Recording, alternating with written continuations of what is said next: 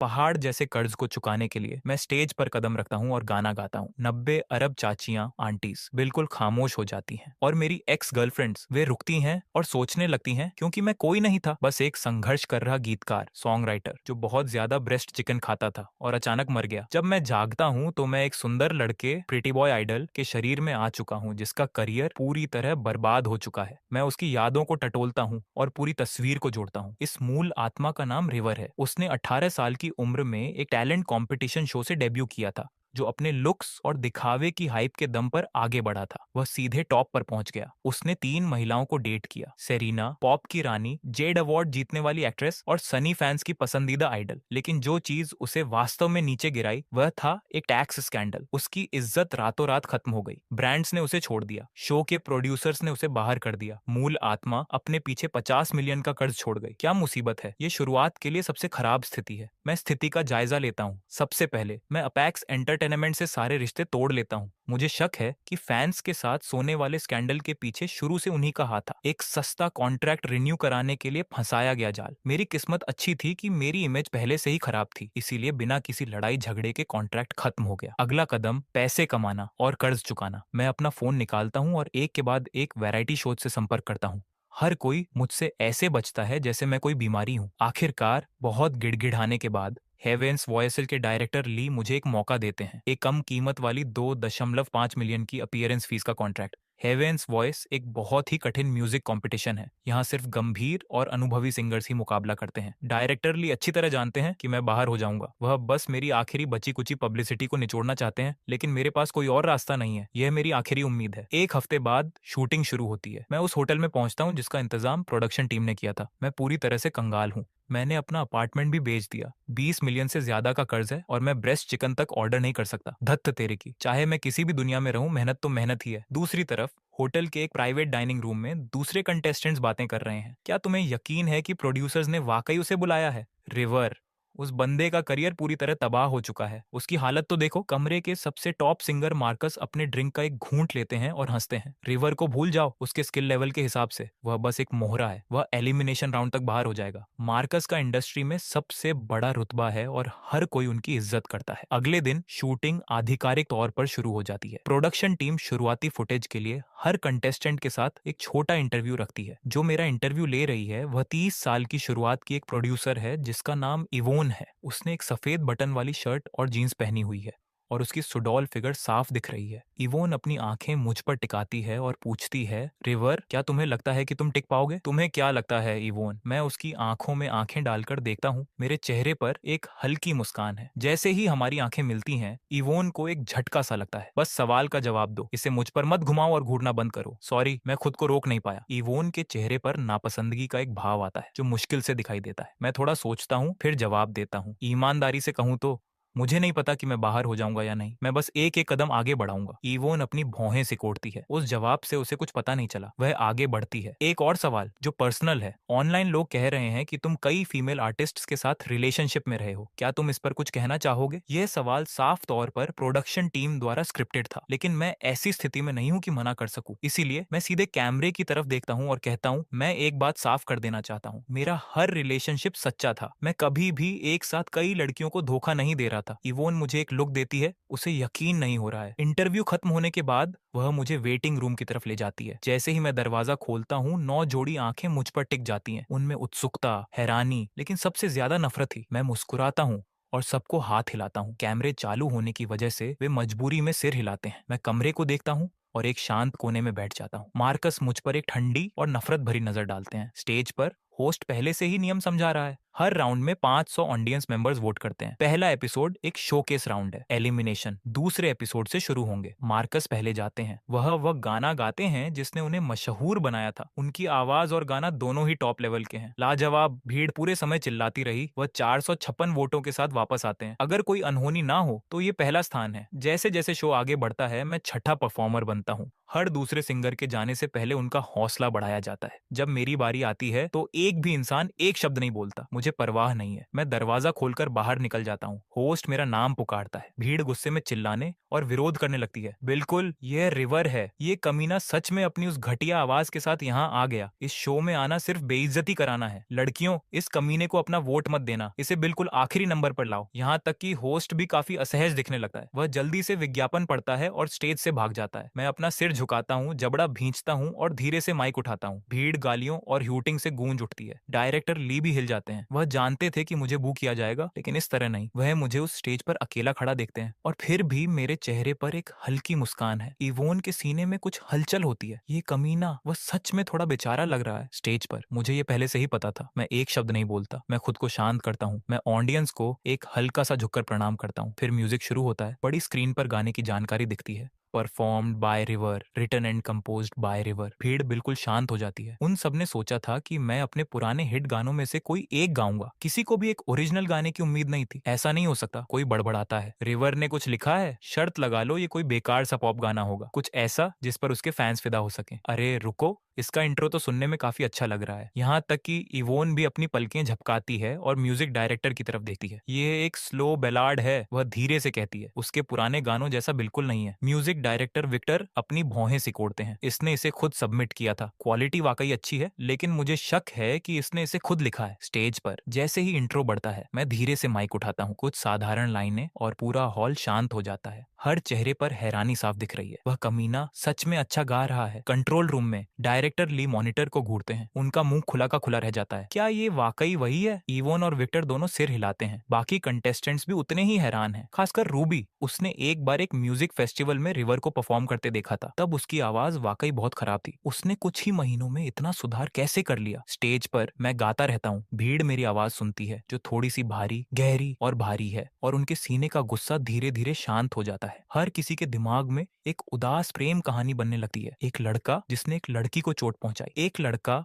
जो अपराध बोध में डूबा हुआ है, अकेला है और उसके चले जाने के बाद पछतावे से भरा है। इस पल में हर किसी के दिमाग में एक ही ख्याल आता है, क्या उसने ये अपनी जिंदगी से लिखा है? क्या ये उसकी किसी एक्स गर्लफ्रेंड के लिए है? लेकिन किसके लिए? सेरीना, सेड या सनी? ऑडियंस अटकलें लगाने लगती है। मेरे लिए यह गाना एक सोची समझी पसंद थी। मूल आत्मा एक कबाड़ थी। जनता की राय को सीधे बदलना लगभग असंभव है, तो क्यों ना इसका फायदा उठाया जाए। एक वफादार, दिल टूटे हुए आदमी की इमेज बनाई जाए। कमीना मैं बस हर लड़की को एक घर देना चाहता था। मैं कोई प्ले बॉय नहीं हूँ। मेरे दिल में बस कई कमरे हैं और हर लड़की को उसका एक सच्चा टुकड़ा मिला। स्टेज पर मैं अपने सालों के सिंगिंग स्किल्स और एक्टिंग एबिलिटी का पूरा इस्तेमाल करता हूँ। मैं दर्द भरे एहसास के साथ गाता हूँ और चुपके से कैमरे के क्लोजअप एंगल को ढूंढता हूँ। मेरी आंखों में बस थोड़ा सा पानी जमा हो जाता है। गाना अपने अंत की ओर बढ़ता है। हर कोई म्यूजिक में खोया हुआ है। मेरा टेक्निकल बेस मजबूत है, लेकिन इमोशन और परफॉर्मेंस अभी पूरी तरह से आपस में जुड़े नहीं है। अभी भी कुछ कमियां हैं। जब आखिरी नोट खत्म होता है, मैं भीड़ की तरफ देखता हूँ और धीरे से बोलता हूँ। मेरी आवाज गले में अटक जाती है। थैंक यू कि आप लोग अभी भी मेरा गाना सुनने के लिए तैयार हैं। मैं सच कह रहा हूँ।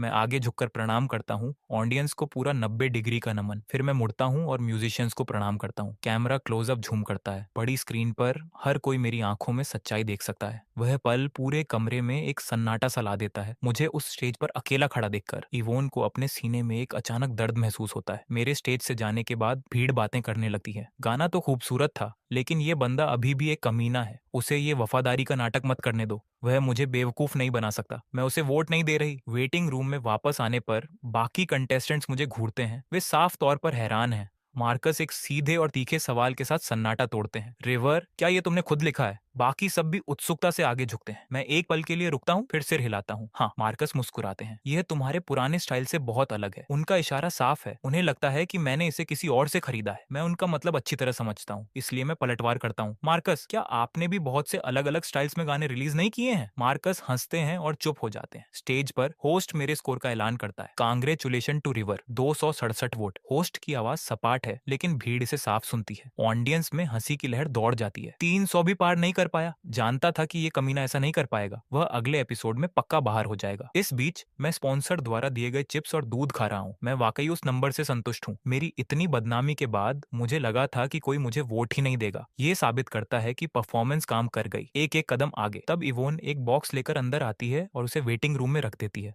हर कोई अगले एपिसोड में कवर करने के लिए एक गाना चुनता है। मैं किंग हू के गानों में से एक चुनता हूँ। बाकी कंटेस्टेंट्स तुरंत हंसने लगते हैं। अगर मैंने इस कवर को बिगाड़ दिया तो किंग के फैंस मेरी धज्जियां उड़ा देंगे। और खबर है कि किंग हू सालों से सेरेना के पीछे पड़ा है। मैंने पहले सेरेना को डेट किया था, अब ये एक ड्रामा बनने वाला है। इवोन मुझे एक सहानुभूति भरा लुक देती है। मैं बस मुस्कुराता हूँ और बात को टाल देता हूँ। अब डरने के लिए कुछ नहीं बचा है, मुझे सिर्फ पैसा चाहिए। और इस तरह पहला एपिसोड खत्म होता है। पेमेंट बिल्कुल सही समय पर आती है। शूटिंग के अगले दिन मेरे अकाउंट में 2.5 मिलियन आ जाते हैं। मैं आखिरकार राहत की सांस ले सकता हूँ। अभी भी 20 मिलियन से ज्यादा का कर्ज है, लेकिन कम से कम मैं जिंदा तो रह सकता हूँ। हेवेंस वॉयस ही इकलौता काम है जो मेरे पास है, इसलिए मैं होटल में ही रहता हूँ। हर दिन प्रैक्टिस करता हूँ और सोशल मीडिया स्क्रॉल करता हूँ। नफरत अभी भी बरस रही है, लेकिन अजीब बात है कि मेरे पुराने एंटीज हैटर्स अब मेरे सबसे बड़े डिफेंडर्स बन रहे हैं। 2 दिन बाद प्रोडक्शन टीम पहले एपिसोड का प्रीव्यू ड्रॉप करती है। एक 3 मिनट का प्रीव्यू क्लिप जिसमें ज्यादातर कंपटीशन से पहले के इंटरव्यूज हैं। लेकिन सबसे धमाकेदार पल वह होता है जब मैं अपनी 3 मशहूर एक्स गर्लफ्रेंड्स के बारे में सवालों के जवाब देता हूँ। इंटरनेट पर हंगामा मच जाता है। घटिया, वह यहाँ अपनी क्वीन के नाम का इस्तेमाल पब्लिसिटी के लिए कर रहा है। इस आदमी को कोई माफी नहीं मिल सकती। प्लीज इस इंडस्ट्री से बाहर निकल जाओ। ऑनलाइन बहस पूरी तरह से भड़क चुकी है और ये हेवेंस वॉयस को सीधे स्पॉटलाइट में खींच लाती है। 2 घंटे के भीतर ये नंबर 1 ट्रेंडिंग टॉपिक बन जाता है। डायरेक्टर ली नंबर्स देखते हैं और संतुष्टि से सिर हिलाते हैं। ये सौदा काम कर रहा है। तभी विक्टर बोलते हैं, डायरेक्टर, रिवर बहुत ज्यादा ट्रैफिक ला रहा है, लेकिन उसकी नफरत करने वाले बहुत ज्यादा हैं। लंबे समय में इस तरह की गर्मी शो और नेटवर्क को नुकसान पहुंचा सकती है। डायरेक्टर ली शांत हो जाते हैं। ये एक असली चिंता है, लेकिन इतनी बड़ी ट्रैफिक की लहर, इसे छोड़ना एक बर्बादी होगी। चलो देखते हैं, हम उसे दूसरे एपिसोड में बाहर कर देंगे। इस बीच जेड के स्टूडियो में उसकी असिस्टेंट मिया कुछ डॉक्यूमेंट्स लेकर अंदर जा रही होती है। तभी एक कलीग उसे रोकती है। मिया, ध्यान रखना, बॉस आज बहुत खराब मूड में है। मिया वहीं रुक जाती है। फाइलें अभी भी उसके हाथों में हैं। क्या हुआ, वह सावधानी से पूछती है। कलीग अपनी आंखें घुमाती है। वह कमीना फिर से ट्रेंडिंग पेज पर छाया हुआ है। मिया ट्रेंडिंग पेज खोलती है। इससे सब समझ में आ जाता है। वह अपने मुंह से बुदबुदाने से खुद को रोक नहीं पाती। रिवर, सच में बॉस के पास सब कुछ है, पैसा, लुक्स, टैलेंट।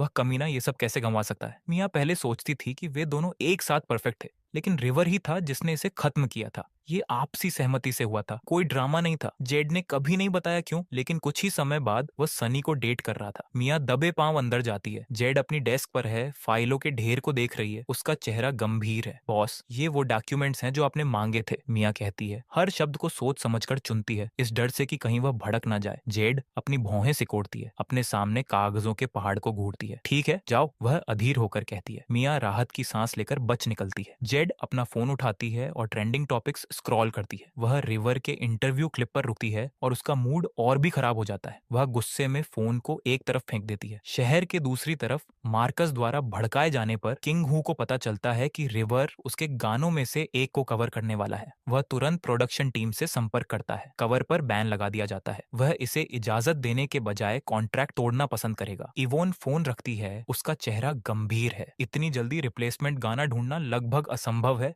डायरेक्टर ली इसे टाल देते हैं। रिवर को खुद ही इसका हल निकालने दो। अगर वह नहीं कर सकता तो वह अपना कोई गाना गाए। पूरी तरह से नाइंसाफी है, लेकिन कुछ नहीं किया जा सकता। वह वैसे भी सिर्फ एक मोहरा है। वह अगले राउंड में बाहर हो जाएगा। जल्द ही शनिवार आ जाता है। हेवेंस वॉयस के दूसरे एपिसोड की शूटिंग शुरू होती है। पहला एपिसोड इस आने वाले शुक्रवार को एयर होने वाला है। ऑडियंस अपनी सीटों पर बैठ जाती है। मैं वेटिंग रूम में सबसे पहले आने वाला हूँ। बाकी कंटेस्टेंट्स एक एक करके आते हैं। उनमें से हर एक मुझसे दूरी बनाकर रखता है। पूर्व टॉप आइडल इस हाल में पहुंच गया। मुझे कोई फर्क नहीं पड़ता। मैं बस स्पॉन्सर द्वारा दिए गए दूध की चुस्कियां लेता रहता हूँ। मुफ्त की चीजें हमेशा ज्यादा अच्छी लगती हैं। रूबी मुझ पर एक नजर डालती है। रिवर सच में बहुत गुड लुकिंग है। कोई आश्चर्य नहीं कि वह इतनी चीजों से बच निकला। होस्ट स्टेज पर कदम रखता है और शूटिंग आधिकारिक तौर पर शुरू होती है। मैं पिछले एपिसोड में आखिरी नंबर पर था, इसीलिए मैं इस राउंड में सबसे पहले परफॉर्म करूंगा। मार्कस के चेहरे पर एक घमंडी मुस्कान आती है। पहले से ही एलिमिनेशन के लिए तय है और अब उसे सबसे पहले जाना है। अगर वह नहीं तो कौन? स्टेज पर होस्ट समझाता है कि मैंने गाना क्यों बदला है। मेरे आने से पहले ही भीड़ हूटिंग शुरू कर देती है। मैं धीरे धीरे स्टेज पर चलता हूँ। जैसे ही मैं सामने आता हूँ, भीड़ हिंसक हो जाती है। स्टेज से उतर जाओ, मर जाओ कमीने, इसे अभी बाहर करो। मैं सच में यहाँ सिर्फ उसे हारते हुए देखने आई हूँ। बैक स्टेज क्रू चुपचाप सुनता है, अपना सिर हिलाता है। वह वहाँ पूरी तरह बर्बाद हो रहा है और फिर भी मैं पूरी तरह शांत खड़ा हूँ। मैं ऑडियंस को चुपचाप प्रणाम करता हूँ, फिर मुड़ता हूँ और अपने पीछे के म्यूजिशियंस को प्रणाम करता हूँ। अकेला फिर भी म्यूजिक शुरू होता है। बड़ी स्क्रीन पर गाने का टाइटल दिखता है, liar performed by River, written and composed by River. भीड़ में हलचल होती है। कोई तुरंत अपना फोन निकालता है और सर्च करता है। कुछ नहीं, एक और ओरिजिनल। इस बंदे के साथ क्या चल रहा है? ये कब से ऐसे गाने लिखने लगा? वह पक्का किसी और का काम चुरा रहा है। भीड़ फुसफुसाने लगती है। प्रोडक्शन टेबल पर विक्टर एक बेबसी भरी मुस्कान के साथ अपना सिर हिलाते हैं। मैं इस बच्चे को समझ नहीं पा रहा हूँ। पहले स्ट्रैंडेड था और अब लायर। दोनों ही वाकई बहुत मजबूत हैं। इवोन इंट्रो सुनती है, एक पल के लिए उसमें खो जाती है। एक लंबे ठहराव के बाद वह धीरे से कहती है, शायद उसने ये खुद ही लिखे हैं। ये देखते हुए कि अभी उसके लिए चीजें कितनी खराब हैं। कोई रास्ता नहीं है कि कोई उसके लिए घोस्ट राइड करेगा। हॉल अभी भी लाउड और दुश्मनी से भरा हुआ है। आवाजें गूंजती हैं, स्टेज से उतर जाओ, तुम एक कमीने हो और तुम ये जानते हो। लेकिन मैं वहां पूरी तरह से बेअसर खड़ा हूँ। इंट्रो को खुद पर हावी होने दे रहा हूँ, अपने जोन में आ रहा हूँ। मुझे एक पल में अपनी एक्टिंग के हर कतरे की जरूरत होगी। इस हिस्से को छोड़ नहीं सकता। जैसे ही इंट्रो बढ़ता है, मैं धीरे से माइक उठाता हूँ। पहली लाइन लैंड करती है और भीड़ तुरंत भड़क उठी है। क्या ये कमीना सच में इस समय दिखावा कर रहा है? 3 सेलिब्रिटी एक्स गर्लफ्रेंड्स, और उसे लगता है कि ये कोई शेख ही बघाड़ने वाली बात है। ऑडियंस में आधे लड़के स्टेज पर दौड़ने के लिए तैयार दिखते हैं, लेकिन फिर शोर धीरे धीरे कम हो जाता है। रूबी का चेहरा बदलता है। क्या ये एक और गाना है जो उसकी अपनी जिंदगी से लिखा गया है? पहली बार में ये शेखी बघाड़ने जैसा लगता है, लेकिन वह जितना ज्यादा सुनती है उतना ही कुछ अजीब लगता है। ऑडियंस भी इसे पकड़ लेती है। इसके बोल, उनमें से हर एक व्यंग्य आयरनी से भरा हुआ है। वह ऐसे काम करता है जैसे उसे कोई परवाह नहीं है, लेकिन वह बहुत गहराई से परवाह करता है। वह ऐसे काम करता है जैसे उसे चोट नहीं पहुंच रही है, लेकिन वह अंदर से पूरी तरह टूटा हुआ है। मेरी परफॉर्मेंस जारी है। हर शब्द जो मैं गाता हूँ वह कैजुअल और बेअसर लगता है, लेकिन मेरी आंखें एक अलग कहानी बयां करती हैं, गहरी, डरावनी, यादों से भरी।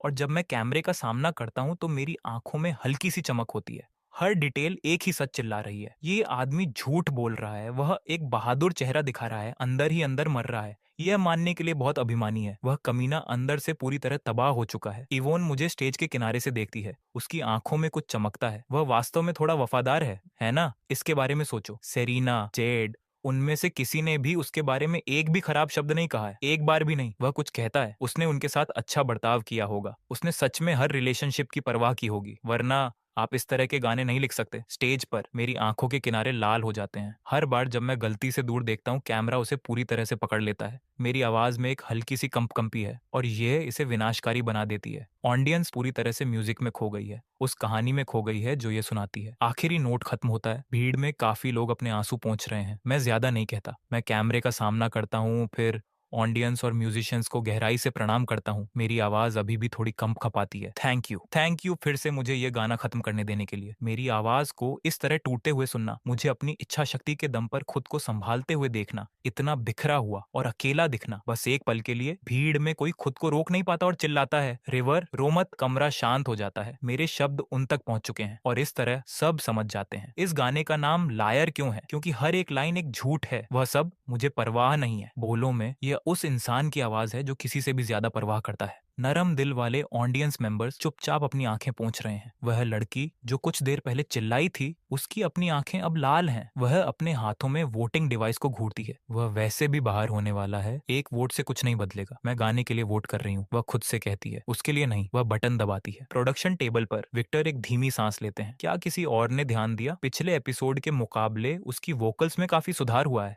ऐसा लगता है कि वह पर्दे के पीछे खड़ी मेहनत कर रहा है। डायरेक्टर ली और बाकी लोग सिर हिलाते हैं। पिछले एपिसोड में आप पहले से ही सुधार सुन सकते थे, लेकिन फिर भी कुछ कमियां थी। आज रात ये लगभग दोष रहित है। इवोन के दिमाग से रिवर का वह अकेला चेहरा नहीं जा रहा है। पूर्व टॉप आइडल, उसकी ये हालत देखो, कितना बड़ा पतन है। कुछ महसूस न करना मुश्किल है। स्टेज पर होस्ट ऐलान करता है कि वोटिंग बंद हो चुकी है और इस राउंड में रिवर के कुल वोट हैं। होस्ट रुकता है, उसकी आंखें बड़ी हो जाती हैं। River 399 vote. भीड़ भड़क उठती है। उस कमीने को इतने वोट मिले? क्या तुम गंभीर हो? 400 से सिर्फ एक वोट दूर। आखिर उसे किसने वोट दिया? क्या हम सब इस बात पर सहमत नहीं थे कि उसे वोट नहीं देना है? भीड़ हैरान होकर शांत हो जाती है। वह स्कोर उसे पिछले एपिसोड में टॉप 6 में रख देता। डायरेक्टर ली और विक्टर एक दूसरे को देखते हैं। दोनों ही वाकई हैरान हैं। क्या यह वास्तव में संभव है कि वह बाहर ना हो? वेटिंग रूम में वापस आने पर पिछले एपिसोड के निचले रैंक वाले कंटेस्टेंट्स घबराने लगते हैं। कुछ लोग अपनी परफॉर्मेंस के दौरान घबराहट की वजह से सुर छोड़ देते हैं। मार्कस वहां पूरी तरह से हैरान दिखते हैं। वह मेरी तरफ मुड़ते हैं, एक ऐसी मुस्कान जो उनकी आंखों तक नहीं पहुंचती। रिवर, तुम्हारा वह नया गाना काफी अच्छा था। खबर है कि तुमने इसे कल ही लिखा था। इतनी स्पीड, शायद पूरी इंडस्ट्री में कोई और इसका मुकाबला नहीं कर सकता। उनका इशारा साफ है, उन्हें लगता है कि मैंने से किसी से खरीदा है। मैं उन शब्दों के पीछे के शब्दों को सुनता हूँ। यह पुराना सांप जब से ये शो शुरू हुआ है वह हर मोड़ पर मुझ पर निशाना साध रहा है, जैसे उसे लगता है कि मैं एक आसान टारगेट हूँ। मैं अपने चेहरे पर एक धीमी मुस्कान आने देता हूँ, शांत, बेअसर, सिर्फ इसलिए कि मार्कस कुछ नहीं कर सकते इसका मतलब ये नहीं है कि कोई नहीं कर सकता। वैसे मार्कस ने काफी समय से कोई नया म्यूजिक ड्रॉप नहीं किया है ना? लगता है वह बाकी सब पर नजर रखने में बहुत बिजी रहे हैं। मार्कस को इसकी उम्मीद नहीं थी। उनका चेहरा लाल हो जाता है, उनकी गर्दन लाल हो जाती है। वह एक ठंडी हुंकार भरते हैं और कुछ नहीं कहते। बाकी कमरा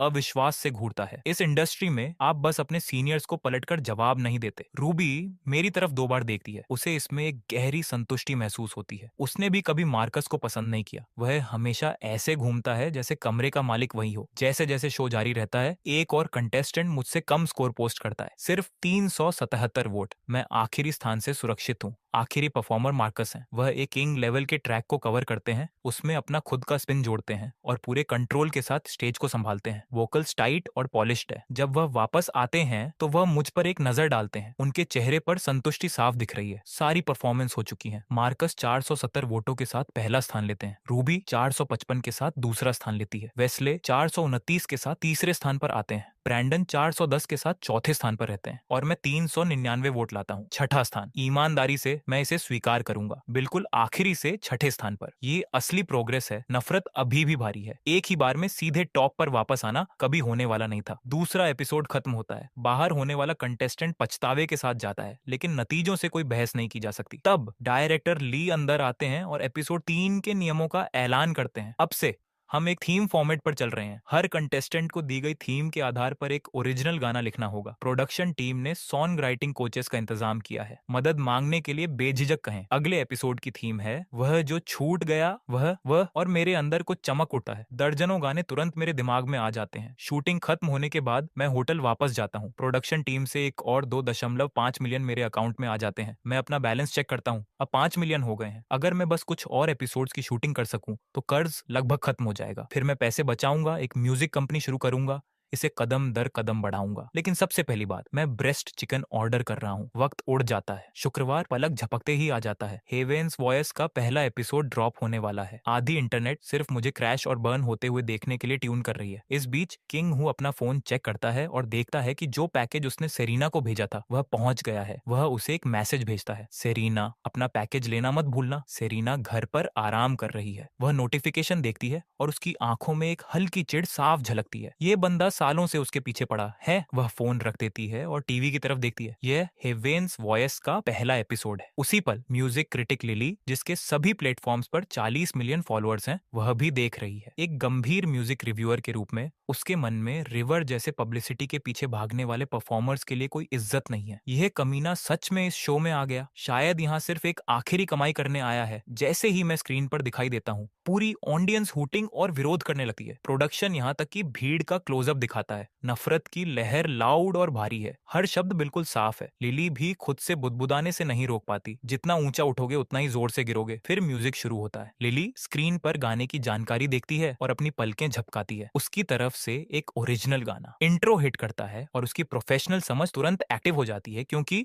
वह इंट्रो अविश्वसनीय रूप से कैची है। सेरीना की आंखें शांत उत्सुकता से चमकती हैं। वे 2 साल तक साथ थे। वह अच्छी तरह जानती थी कि उसके वोकल्स कैसे थे, लेकिन ईमानदारी से पीछे मुड़कर सोचने पर सिंगिंग के अलावा आलोचना करने के लिए ज्यादा कुछ नहीं था। जब वह उसे एक गंभीर म्यूजिक कंपटीशन में शामिल होते देखती है तो सेरीना जानती है कि वह पक्का किसी मुश्किल में फंसा होगा, वरना वह कभी यह रिस्क नहीं लेता। उसके स्किल लेवल के साथ नहीं, और जिस तरह से वे उसे व्यूज के लिए एक मजाक की तरह इस्तेमाल कर रहे हैं उसके साथ तो बिल्कुल नहीं। वह उसे स्टेज पर देखती है। वह चेहरा अभी भी शानदार है। जब वह अपना मुंह खोलता है तो सेरीना का शांत चेहरा भी बदल जाता है। बस हैरानी की एक झलक। उसके वोकल्स बहुत बढ़ गए हैं। उसे याद आता है कि जब वे साथ थे तो वह उससे क्या कहती थी, तुम एक सिंगर हो, अगर तुम एक लंबा करियर चाहते हो तो तुम्हें मेहनत करनी होगी। और वह उस टेढ़ी मुस्कान के साथ कहता था, तो क्या तुम मेरी मदद करोगी? एक बात से दूसरी बात निकली। जब वे आखिरकार अलग हुए तो सेरीना ने फिर भी उससे कहा था, मुझे उम्मीद है कि तुम अपनी आवाज पर काम करते रहोगे। अपना ख्याल रखना। अब उसे गाते हुए सुनकर सेरेना को अपने अंदर कुछ बदलता हुआ महसूस होता है। उसने सच में सुना, उसने सच में मेहनत की। उसके चेहरे के भाव बदल जाते हैं। उस आवाज को सुनना जो दर्द भरी और कोमल है, उसकी आंखों के किनारों को लाल होते देखना जैसे वह मुश्किल से कुछ रोक रहा हो। वह धीमी, थोड़ी भारी आवाज, दुख और खूबसूरती से भरी हुई। इस पल में रिवर की लाल आंखें कैमरे पर टिक जाती हैं और सेरेना स्क्रीन की तरफ वापस घूरती है और किसी तरह ऐसा लगता है जैसे वे स्क्रीन के जरिए एक दूसरे को सीधे देख रहे हों। उसका दिल जो इतने समय से स्थिर था डगमगा जाता है। क्या यह गाना मेरे लिए है? उस पल में उनके साथ बिताए समय की झलकियां उसके दिमाग में आ जाती हैं। रिवर, मुझे तुम पर भरोसा है। तुम एक दिन एक लीजेंड बनने वाले हो। मुझे तुम्हारी वोकल्स में मदद करने दो। रिवर, देखो, मैंने गोल्डन मेलोडी अवार्ड जीता, म्यूजिक में सबसे बड़ा सम्मान। मेरी सेरेना, यह अविश्वसनीय है, लेकिन हर मिठास का एक अंत होता है। सेरेना अभी अभी इंडिपेंडेंट हुई थी और उसने अपनी खुद की कंपनी शुरू की थी और उसका पुराना लेबल उसे हर एंगल से कुचल रहा था। उसके पास खुद को काम में झोंक देने के अलावा कोई चारा नहीं था। इस बीच रिवर ने अपेक्स एंटरटेनमेंट के साथ साइन किया। उसकी पॉपुलैरिटी आसमान छू गई। वह देश के टॉप आइडल के रूप में लॉक हो गया। वे एक दूसरे से कम मिलने लगे। आखिरकार रिवर ही था जिसने इसे खत्म किया। सेरेना ने रोकने की कोशिश की, लेकिन ये काम नहीं आया। उसे कभी समझ नहीं आया कि उसने क्या गलत किया। क्या वह उनके फ्यूचर के लिए इतनी मेहनत नहीं कर रही थी? ब्रेकअप के 1 महीने से भी कम समय के बाद उसने उसे जेड के साथ देखा, जो उसकी सबसे करीबी दोस्त थी। उस पल में उम्मीद का जो आखिरी धागा उसने पकड़ रखा था वह टूट गया। उसका दिल पूरी तरह से बिखर गया। उसके बाद उसने आधा महीना घर पर अकेले बिताया। जेड के साथ उसकी दोस्ती खत्म हो गई। वह बस खुद को काम में और ज्यादा झोंक सकती थी। उसने अपने पुराने लेबल के प्रेशर से लड़ाई लड़ी और अपनी कंपनी को बिल्कुल शुरुआत से खड़ा किया। और अब गाना सुनकर उसका दिमाग फिर से भटक जाता है। क्या ये वाकई मेरे लिए है? क्या वह कह रहा है कि उसे पछतावा है, कि वह जानता है कि वे गलत था? इस बीच एपिसोड देखने वाले व्यूअर्स पूरी तरह से दंग हैं। क्या मैं अपना आपा खो रहा हूँ? मुझे सच में लगता है कि वह कमीना बहुत अच्छा गा रहा है। इसमें कुछ सच में उदास करने वाला है। यह गाना आखिर किसके लिए है? सेरेना, जेड या सनी? गाना स्टेज पर खत्म होता है। मेरी आंखें लाल हैं। मैं अपना मुंह खोलता हूँ। आवाज सच्चाई से भरी है। थैंक यू कि आप लोग अभी भी मेरा गाना सुनने के लिए तैयार हैं। मैं सच कह रहा हूँ। वे शब्द, वह अकेला चेहरा, इस पल के बारे में कुछ ऐसा है जो लोगों को हैरान कर देता है। इसे देखना सच में दर्द देता है। पूर्व टॉप आइडल अपने ही करियर के मलबे में खड़ा है। लिली को भी अपने सीने में कुछ बदलता हुआ महसूस होता है, कुछ ऐसा जिसकी उसे उम्मीद नहीं थी। फिर कमेंट्स बिल्कुल पागल हो जाते हैं। अरे रुको, ये कमीना अब सच में अविश्वसनीय लग रहा है। किसी ने पहले इस पर ध्यान क्यों नहीं दिया? एक प्लेयर दिल टूटने का नाटक कर रहा है। कोई फर्क नहीं पड़ता कि वे कितना अच्छा गाता है, वह अभी भी एक कमीना है। बहस जारी है। फिर फाइनल वोट काउंट दिखाई देता है, 267। भीड़ खुशी से झूम उठती है। कमेंट्स तुरंत स्क्रीन पर आ जाते हैं। हाँ, कहा था ना, ये बंदा डिलीवर नहीं कर सकता। अगले एपिसोड में पक्का बाहर। एपिसोड खत्म होने के बाद सेरेना अपने सोफे पर काफी देर तक बैठी रहती है, हिलती भी नहीं। उसके गाने की मेलोडी उसके दिमाग में घूमती रहती है। लिली के यहाँ जैसे ही एपिसोड खत्म होता है, वह तुरंत एक वीडियो पर काम करना शुरू कर देती है। वह हर चीज को कवर नहीं करती, सिर्फ उन्हीं गानों को जो वाकई इसके लायक हैं, और रिवर का गाना उसमें जगह बना लेता है। लिली को यह सच में पसंद आया है। इस बीच ट्रेंडिंग चार्ट्स पूरी तरह से हेवेंस वॉइस के कब्जे में है। मार्कस की लीजेंडरी परफॉर्मेंस, रूबी शानदार। क्या वह गाना रिवर के लिए लिखा गया है? रिवर आखिरी नंबर पर आया। क्या रिवर वाकई अपने गाने खुद लिखता है? इस तरह के टॉपिक्स हर ट्रेंडिंग स्लॉट में भर जाते हैं और आज रात के गाने की वजह से सेरेना, जेड और सनी सभी वापस ट्रेंडिंग लिस्ट में आ जाती हैं। जेड ने अभी अभी शूटिंग का पूरा दिन खत्म किया है और अपने होटल के कमरे में वापस आई है। वह अपने लंबे पैरों को क्रॉस करके बैठती है और गाना सुनती है। उसके खूबसूरत चेहरे पर हैरानी की एक दुर्लभ झलक आती है। वह कमीना इतना अच्छा कैसे हो गया? यादें सतह पर आ जाती हैं। उसे याद आता है कि यह कैसे खत्म हुआ था। रिवर की आवाज बिल्कुल ठंडी, चलो इसे बस खत्म करते हैं, मैं थक चुका हूँ। तुम हमेशा कहीं ना कहीं शूटिंग कर रही होती हो। हम महीने में मुश्किल से एक बार मिलते हैं। जेड की आंखें आंसू से भर गईं। उसने उसके साथ रहने के लिए अपनी सबसे करीबी दोस्त से लड़ाई की थी और अब वह दूर जाना चाहता था। और तुम महीने में कितने दिन घर पर होते हो? तुम्हारी हिम्मत कैसे हुई मुझसे ये कहने की? वह तब तक रोई जब तक उसकी आंखें सूज नहीं गईं। उसने उसे बिना पीछे मुड़े जाते देखा। उसका दिल पूरी तरह टूट गया। कुछ ही समय बाद उसने खबर देखी, रिवर और सनी। गाना खत्म होने के बाद जेड को बेचैनी महसूस होती है और उसी पल सनी भी वीडियो देख रही है। ब्रेकअप के बाद से उसकी कंपनी ने उस पर अपनी पकड़ और मजबूत कर ली है। हर दिन ग्रुप परफॉर्मेंसेस से भरा होता है, लेकिन उसने कभी उसके बारे में सोचना बंद नहीं किया। क्या ये गाना मेरे लिए है? सनी के सीने में एक शांत गर्माहट खिलती है। एपिसोड ड्रॉप होने के अगले दिन स्ट्रैंडेड न्यू रिलीज चार्ट पर नंबर 13 पर पहुंच जाता है। मैंने पहले ही कॉपीराइट रजिस्टर कर लिया था। मैं पैसे आते रहने के लिए रॉयल्टी पर भरोसा कर रहा हूँ। नंबर 13 ज्यादातर आर्टिस्ट के लिए बहुत अच्छा लग सकता है और ईमानदारी से ज्यादातर के लिए ये होता भी, लेकिन एक पूर्व टॉप आइडल के लिए ये एक फ्लॉप है। खासकर शो के इतने बड़े मोमेंटम के बाद। मैं टॉप 10 10 में भी जगह नहीं बना पा रहा हूँ। यह चुभता है। मार्कस नंबर्स देखते हैं और एक ठंडी हंसी हंसते हैं। उसका करियर खत्म हो चुका है। नंबर्स बढ़ाने के लिए कोई फैन बेस नहीं है। बेशक वह मुकाबला नहीं कर सकता, लेकिन उसी पल lily short form video platforms पर अपना वीडियो ड्रॉप करती है। हेलो एवरीवन, मैं हूं लिली। आज हम एक नए गाने के बारे में बात कर रहे हैं। स्ट्रैंडेड वीडियो लाइव होता है और 1 घंटे से भी कम समय में ट्रेंडिंग में आ जाता है, जिससे तीखी बहस छिड़ जाती है और रिवर का गाना एक बिल्कुल नई ऑडियंस के सामने पहुंच जाता है। जब मैं अगली सुबह जागता हूं तो स्ट्रैंडेड न्यू रिलीज चार्ट पर नंबर 7 पर पहुंच चुका है। टॉप 10 और शॉर्ट फॉर्म वीडियो प्लेटफॉर्म्स पर यह हर जगह है, लेकिन कमेंट्स अभी भी पूरी तरह नफरत से भरे हैं। पैसा तो पैसा है, उन्हें बातें करने दो। मैं इसे रातों रात बदलने वाला नहीं हूँ। चुपचाप कैश इकट्ठा करना ही बेहतर है। अभी भी चुकाने के लिए एक बड़ा कर्ज है। सोमवार जल्दी आता है। हेवेंस वॉइस एपिसोड 3 की शूटिंग शुरू करता है। ऑडियंस एक एक करके आती है। वे पहले से ही आपस में फुसफुसा रहे हैं। वह कमीना पिछले एपिसोड में सच में बच गया। मैं तो उसे देख भी नहीं सकती। वह इस वाले को पार नहीं कर पा रहा है। बैक स्टेज वेटिंग रूम में एक कंटेस्टेंट पहले ही कट चुका है। 9 लोग बचे हैं। मैं फिर से अपने कोने में हूँ, हाथ में दूध लिए स्नैक्स खा रहा हूँ। तभी मुझे अपने बगल की सिंगर रूबी पर ध्यान जाता है। इतनी करीब कि मुझे उसके परफ्यूम की हल्की सी खुशबू आती है। मेरी आंखें बस एक पल के लिए उन साफ पैरों पर टिक जाती हैं। मैं रूबी की तरफ एक बार ज्यादा देखता हूँ जितना मुझे देखना चाहिए था। कमरे के दूसरी तरफ मार्कस वेस्ले के साथ गहरी बातचीत में है। साफ तौर पर अच्छे मूड में है। हर थोड़ी देर में वह मेरी तरफ देखते हैं। आंखें नफरत से तेज हैं। होस्ट स्टेज पर कदम रखता है। एपिसोड 3 आधिकारिक तौर पर शुरू होता है। यह राउंड थीम राउंड है। बाकी कंटेस्टेंट्स साफ तौर पर तनाव में हैं। मैं परफॉर्म करने के लिए चौथा हूँ। जब मेरी बारी आती है तो मैं खड़ा होना शुरू करता हूँ और अपनी शर्ट के हेम पर एक खिंचाव महसूस करता हूँ। रूबी का चेहरा हल्की शर्मिंदगी से लाल हो जाता है। वह अपनी सीट पर शिफ्ट होती है और मुझे एक माफी भरी मुस्कान देती है। मैं वापस मुस्कुराता हूँ और एक छोटा सा सिर हिलाता हूँ। कोई बात नहीं। रूबी की आंखों से कुछ गुजरता है, शायद उम्मीद। मार्कस और वेस्ले पहले से ही बड़ी स्क्रीन को घूर रहे हैं। मेरे खुद को शर्मिंदा करने का इंतजार कर रहे हैं। मैं माइक लेता हूँ और बाहर निकल जाता हूँ। भीड़ पहले की तरह हिंसक नहीं है। प्रोग्रेस, इसे जारी रखो। मैं खुद को शांत और स्थिर करता हूँ, थोड़ा अकेला, और फिर से झुकता हूँ। पूरा 90 डिग्री। ऑडियंस ध्यान देती है। उसके बारे में कुछ अलग लगता है, ज्यादा विनम्र, ज्यादा रियल। म्यूजिक धीरे से आता है। स्क्रीन पर गाने का टाइटल दिखता है, little by little, performed by River, written and composed by River. एक और ओरिजिनल। भीड़ तुरंत रिएक्ट करती है। क्या ये बंदा हर हफ्ते ओरिजिनल ड्रॉप कर रहा है? अरे रुको, क्या इसका मतलब ये है कि बाकी गाने सच में उसके थे? इसका इंट्रो अच्छा लग रहा है, जरा रुको, चलो सच में सुनते हैं। रूबी की आंखों में हैरानी की एक झलक आती है। यह एपिसोड एक थीम सॉन्ग राइटिंग कॉम्पिटिशन है। ज्यादातर कंटेस्टेंट्स मदद के लिए कोचेस लेकर आए थे, लेकिन रिवर ने इसे अकेले किया। 3 एपिसोड, 3 ओरिजिनल्स। कोई रास्ता नहीं है कि वह इन्हें चुरा रहा है। वह हर उस नोट के साथ अफवाहों को गलत साबित कर रहा है जो वह गा रहा है। मार्कस के चेहरे के भाव बदलते हैं। उन्होंने जो कुछ भी कहा था वह सब अब उनके पास वापस आ रहा है और यह बहुत अच्छा महसूस नहीं करा रहा है। स्टेज पर म्यूजिक एक लहर की तरह खुलता है। जैसे ही इंट्रो खत्म होता है, मैं धीरे से माइक उठाता हूँ और शुरू करता हूँ। एक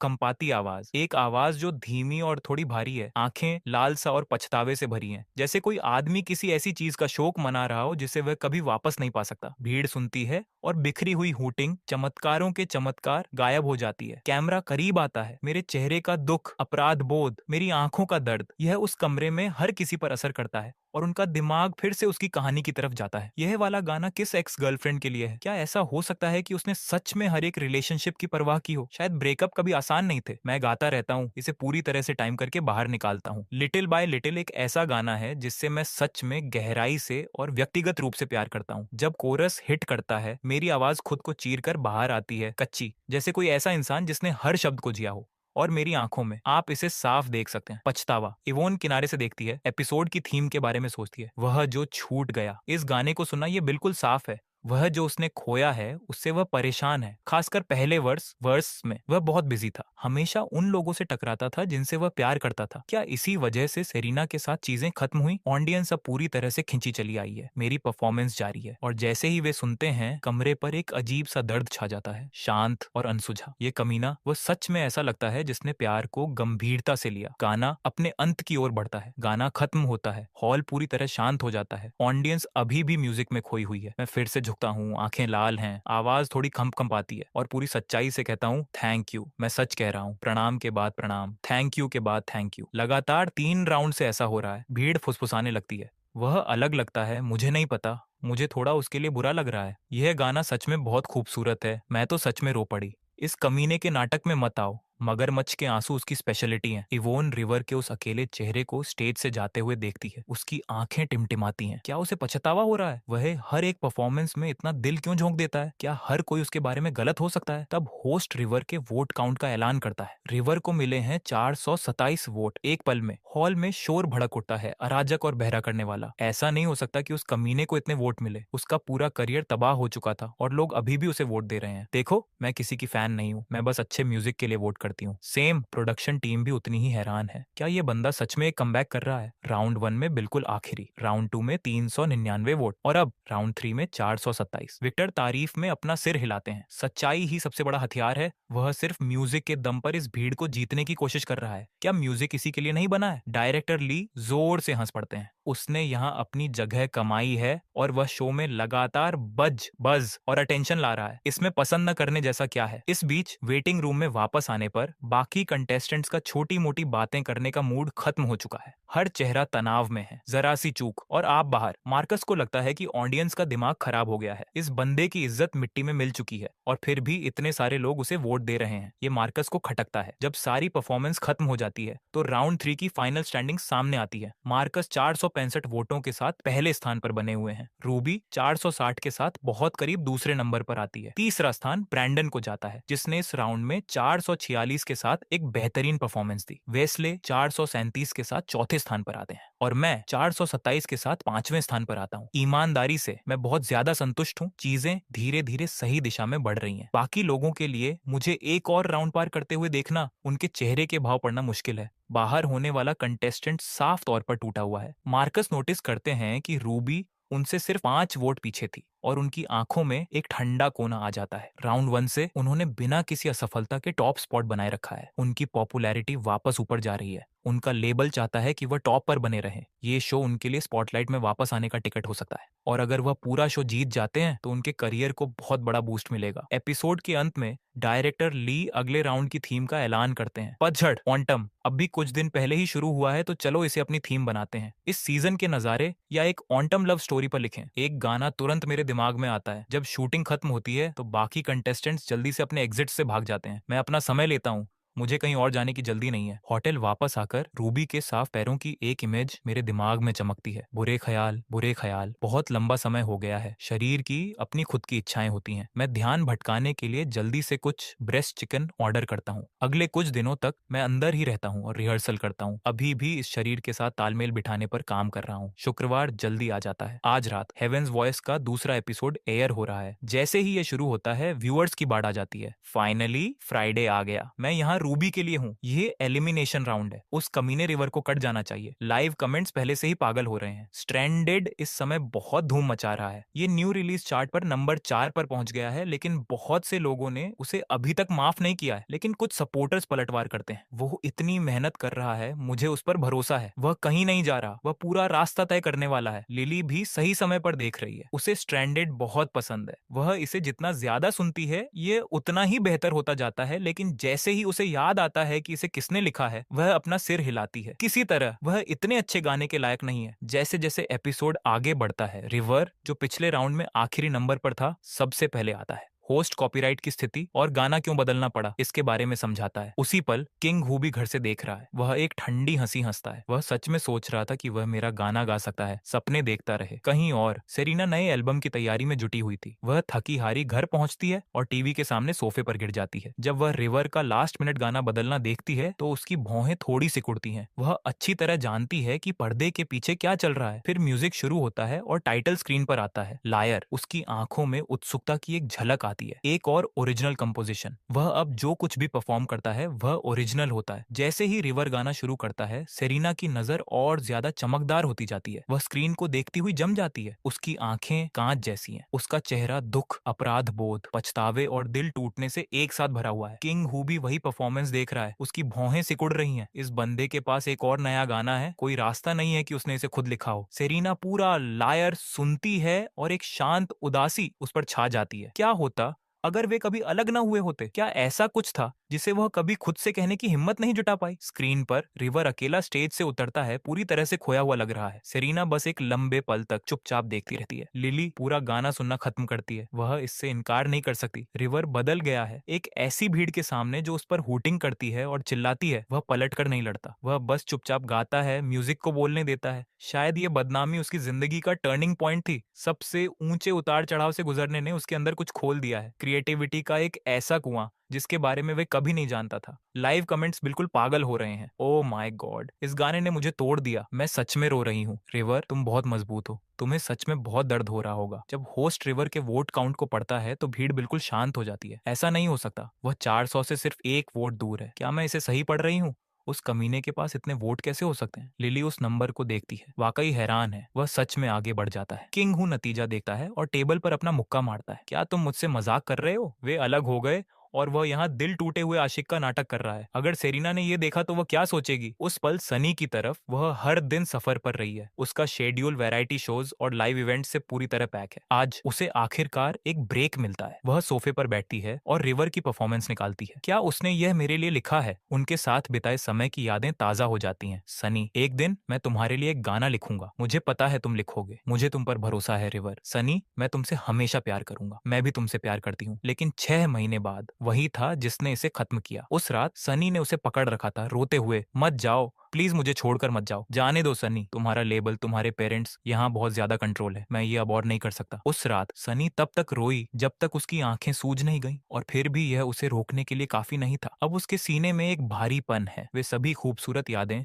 जिन्हें वह कभी वापस नहीं पा सकती। वह इसके बारे में जितना सोचती है, उसकी आंखें उतनी ही चुभती हैं। इस बीच जेड अपने ऑफिस में है। वह रिवर की परफॉर्मेंस की क्लिप देखना खत्म करती है और एक तीखी हंसी हंसती है। एक कमीने के मगरमच्छ के आंसू जो जानता है कि वह कहाँ मजे कर रहा है। अब होटल में वापस आकर मैं मजे से अपने ब्रेस्ट चिकन का लुत्फ उठा रहा हूँ जब मुझे अचानक छींक आती है। कोई मेरे बारे में बात कर रहा है। जेड के चेहरे पर एक उलझा हुआ भाव आता है। तब प्रेस्टन का फोन आता है। जेड, क्या तुम्हारा ड्रामा लगभग खत्म होने वाला है? मैं कुछ दिनों में एक बिजनेस डील के सिलसिले में उसी इलाके में रहूंगा। चलो मैं तुम्हें एक रैप पार्टी देता हूँ। वह निकनेम जेड की भौहें सिकोड़ देता है। प्रेस्टन, जो वार्नर एंटरटेनमेंट का युवा वारिस है, काफी समय से उसके पीछे पड़ा है, लेकिन जेड को उसके लिए कुछ महसूस नहीं होता, बल्कि वह उसे थका देने वाला मानती है। कोई जरूरत नहीं है। क्रू पहले से ही एक रैप पार्टी का इंतजाम कर रहा है और उसके तुरंत बाद मेरे पास काम है। मैं आपको परेशानी नहीं देना चाहूंगी प्रेस्टन पीछे झुकता है, जबड़ा भींचा हुआ है। कोई उसे मना नहीं करता। वह गुस्से को पी जाता है। यह कोई परेशानी नहीं है, एक रैप पार्टी कुछ नहीं है, ये तुम्हारा ज्यादा समय नहीं लेगी। जेड चुपचाप आह भरती है, एक बहाना बनाती है और फोन काट देती है। लाइन कटते ही प्रेस्टन का गुस्सा भड़क उठता है। इतने समय के बाद भी वह अपनी औकात नहीं जानती। वह अपने फोन पर रिवर के ट्रेंडिंग पोस्ट को देखता है। उसकी आंखें सिकुड़ती हैं। अभी भी उस कमीने को भूल नहीं पाई है ना?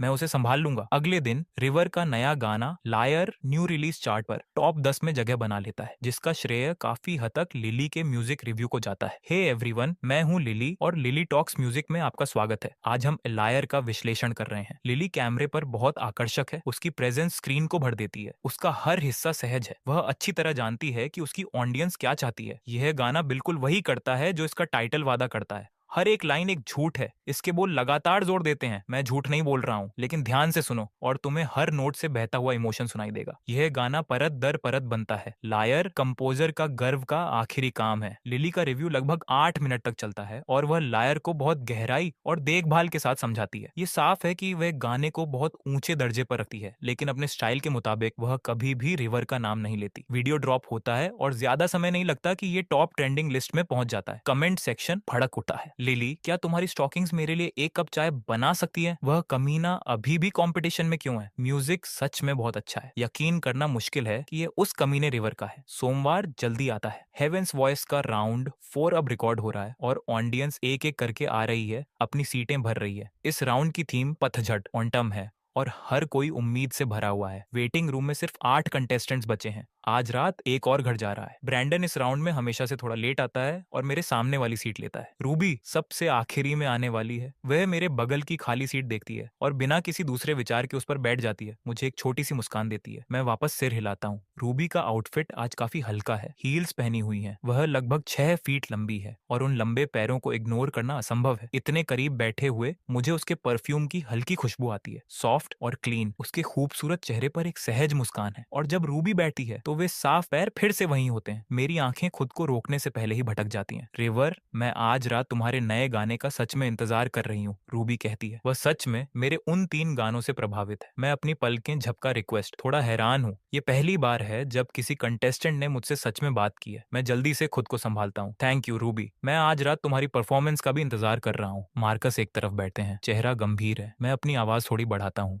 रूबी पिछले राउंड में पहले स्थान के बहुत करीब आ गई थी। वह इस बार टॉप स्पॉट ले सकती है। कमरे का माहौल बदल जाता है। हर किसी के चेहरे के भाव थोड़े अजीब हो जाते हैं। वे सब मार्कस की तरफ एक नजर डालते हैं, जैसे वे कोई शो देख रहे हों। रूबी प्यार से मुस्कुराती है। मार्कस एक अलग लेवल पर हैं। मैं उन्हें हराने की उम्मीद नहीं कर सकती। मार्कस एक ठंडी हंसी हंसते हैं और एक ऐसी मुस्कान लाते हैं जो उनकी आंखों तक नहीं पहुंचती। ओ रिवर, तुम्हें पहला स्थान इतनी शिद्दत से चाहिए? ब्रैंडन चुपचाप दूध के कार्टन की तरफ हाथ बढ़ाते हैं और एक घूंट लेते हैं। तनाव बहुत ज्यादा है, वह इसका हिस्सा नहीं बनना चाहते। ईथन बस मुस्कुराता है और कुछ नहीं कहता। होस्ट स्टेज संभालता है और राउंड 4 आधिकारिक तौर पर शुरू होता है। सबसे पहले एक मिड टीयर सिंगर है। वह पिछले राउंड में आखिरी नंबर पर था और आज घबराहट उसके चेहरे पर साफ दिख रही है। उसकी परफॉर्मेंस को इसका नुकसान उठाना पड़ता है। वह 396 वोटों के साथ खत्म करता है। उसके बाद हर कोई 400 पार करता है। उस मिड टीयर सिंगर का चेहरा बुझ जाता है। वह जानता है कि उम्मीदें उसके खिलाफ हैं, लेकिन जब वह मेरी तरफ देखता है तो उसके सीने में उम्मीद की एक हल्की किरण जगती है। मार्कस मुझे बाहर जाते हुए देखते हैं, बस एक आलसी नजर डालते हैं। भले ही वह बच जाए, हमारे बीच का फासला अभी भी बहुत बड़ा है। असली खतरा रूबी है। रूबी बहुत तेजी से करीब आ रही है। बाहर फ्लोर पर होस्ट इंट्रोडक्शन खत्म करता है। मैं माइक लेता हूँ और स्टेज की तरफ चलता हूँ, लेकिन इस बार कुछ अलग है। कोई हूटिंग नहीं है, कोई मुझे नीचे दिखाने के लिए नहीं चिल्ला रहा है। ऑडियंस बस देखती है, इंतजार करती है। मैं सेंटर स्टेज पर खड़ा होता हूँ और उस शांति को महसूस करता हूँ। ये मुझे सच में हैरान करता है। ये पिछले कुछ राउंड्स बेकार नहीं गए थे। प्रोडक्शन टीम भी उतनी ही हैरान है। विक्टर धीरे से बुदबुदाते हैं, लगता है भीड़ अब लाइन पर आ रही है। इवोन स्टेज के किनारे से रिवर को देखती है। उसकी आंखों में कुछ चमकता है। मुझे उम्मीद है कि वह जानता है कि इसे कैसे बनाए रखना है। स्टेज पर मैं इसे सिंपल रखता हूँ, कोई बड़ा भाषण नहीं, बस ऑडियंस और जजेस को एक शांत प्रणाम। हमेशा की तरह म्यूजिक शुरू होता है। मेरे पीछे की स्क्रीन गाने के टाइटल के साथ चमकती है, maple, performed by River, written and composed by River. Director lead title देखते हैं और मुस्कुराते हैं। यह थीम पर बिल्कुल फिट बैठता है। विक्टर एक समझदारी भरे लुक के साथ आगे झुकते हैं। बस इंतजार करो, ध्यान से सुनो, यह वाला कुछ अलग है। यह एक हाई स्कोर हो सकता है। डायरेक्टर ली और इवोन एक उत्सुकता भरी नजर शेयर करते हैं। अगर विक्टर ऐसा कह रहे हैं तो इसमें जरूर कुछ बात होगी। जैसे ही इंट्रो बजता है, हवा में एक शांत उदासी तैरने लगती है। अपने साथ पतझड़ की खुशबू लिए। स्टेज पर मेरे चेहरे के भाव भारी हो जाते हैं। आंखें नीचे झुकी हुई हैं। मैं धीरे से माइक उठाता हूँ और शुरू करता हूँ। जैसे ही मैं पहला नोट गाता हूँ, कमरे में फिर से हलचल होती है। इवोन और बाकी जजेस सभी इस पर ध्यान देते हैं। रिवर का वोकल कंट्रोल काफी मजबूत हो गया है। ब्रेथ सपोर्ट, हर शब्द की सटीकता, सब कुछ सुधर गया है। यहाँ तक कि रूबी भी बुदबुदाने से खुद को नहीं रोक पाती। वह और भी बेहतर हो गया है। वह टेक्निक, वह प्रोफेशनल लेवल की है। मैं सेंटर स्टेज पर शांत खड़ा हूँ। मेरी वह धीमी भारी आवाज हर शब्द को समेटे हुए है। मेरी आंखें किसी दर्दनाक और दबी हुई चीज का वजन उठाए हुए हैं। ऑडियंस इसे महसूस करती है। ये गाना किसके लिए है? ऐसा लगता है जैसे किसी को अलविदा कह रहे हो। रिवर सच में कुछ अलग है जब बात लव सॉन्ग्स की आती है। मेरा मतलब है, उसने 3 बड़ी सेलिब्रिटीज को डेट किया है। उस बंदे ने जिंदगी में बहुत कुछ देखा है। मैं गाता रहता हूँ, भीड़ सुनती है। हॉल पूरी तरह शांत है। हर कोई अब गाने के भीतर है। उनमें से कई अपनी आंखें बंद कर लेते हैं, कहानी को खुद पर हावी होने देते हैं। पतझड़ अलविदा कहने का सीजन है। मैपल के पत्ते रोमांटिक होते हैं, लेकिन मैं किसे मिस कर रहा हूँ? सेरीना, जेड या सनी? गाना अपने दूसरे हिस्से में जाता है। मैं आखिरी स्ट्रेच में सब कुछ झोंक देता हूँ। जब आखिरी नोट खत्म होता है, मैपल, एक ऐसा गाना जिससे मैं सच में गहराई से प्यार करता हूँ, खत्म हो जाता है। यह गिरते हुए मैपल के पत्तों के जरिए अपनी कहानी सुनाता है। एक ऐसे प्यार को पेंट करता है जो बिल्कुल हड्डी तक काटा है। मेरी आंखें कांच जैसी हो जाती हैं। ये कोई परफॉर्मेंस नहीं है। मैंने सच में उसके बारे में सोचा था। मेरा सबसे पहला प्यार। दुख कहीं गहराई से उठता है, लेकिन मैं अपना चेहरा शांत रखता हूँ, जैसे इसमें से कुछ भी मुझे छू नहीं रहा हो। मैं एक धीमी सांस लेता हूँ। जब मैं बोलता हूँ तो मेरी आवाज बस थोड़ी सी खपखपाती है। थैंक यू, मैं सच कह रहा हूँ, हमेशा की तरह। प्रणाम, थैंक यू, शांत और सच्चा। ऑडियंस वापस प्रेजेंट में आती है। वे मुझे स्टेज से जाते हुए देखते हैं और उनके सीने में कहीं कुछ बदल जाता है। एक अनजाना सा एहसास सतह पर आता है, कुछ ऐसा जो काफी हद तक अपराध बोध जैसा लगता है। किसी को टुकड़ों में तोड़ना दुनिया का सबसे आसान काम है, लेकिन कितने लोग सच में ये पूछने के लिए रुकते हैं कि क्या इसमें से कुछ भी सच है? क्या वह वाकई वैसा कमीना है जैसा उन्होंने उसे बना दिया? अगर ऐसा है तो उसे ब्लैकलिस्ट क्यों नहीं किया गया? कमरे का मूड उलझा हुआ है। कुछ ज्यादा इमोशनल व्यूअर्स पहले से ही रो रहे हैं। यह गाना बस बहुत खूबसूरत है। प्रोडक्शन डेस्क पर विक्टर डायरेक्टर ली की तरफ मुड़ते हैं और कहते हैं, देखा, मैंने आपसे कहा था कि इस बंदे की सॉन्ग राइटिंग अब एक बिल्कुल अलग लेवल पर है। डायरेक्टर ली धीरे से सिर हिलाते हैं। तुम्हें मानना होगा, इतने सारे लोगों को डेट करना लव सॉन्ग के लिए चमत्कार करता है। तब तक मैं वेटिंग रूम में वापस आ चुका हूँ। मार्कस मुझ पर एक नजर डालते हैं और बाकी लोग भी उतने ही दूर हैं। सिर्फ रूबी एक मुस्कान के साथ आगे झुकती है। रिवर, वह गाना अविश्वसनीय था। मैं तो अब लगभग एक फैन बन गई हूँ। मैं मुस्कुराता हूँ और सिर हिलाता हूँ। होस्ट पहले से ही स्टेज पर वापस आ चुका है। जैसे ही वह वोट काउंट देखता है, उसकी आंखें बड़ी हो जाती हैं। उसका दिल एक धड़कन छोड़ देता है। वह नंबर इतना हाई है, वह सच में एक पल के लिए जम जाता है। एक बार थूक निकलता है, फिर बोलता है, कांग्रेचुलेशंस टू रिवर, 459 वोट इस राउंड में। कमरा फट पड़ता है। हर दिशा से शोर भड़क उठता है। इतने सारे, ऐसा नहीं हो सकता। क्या रिवर सच में पहला स्थान लेने वाला है? हर कोई इस कमीने को वोट क्यों दे रहा है? वेटिंग रूम में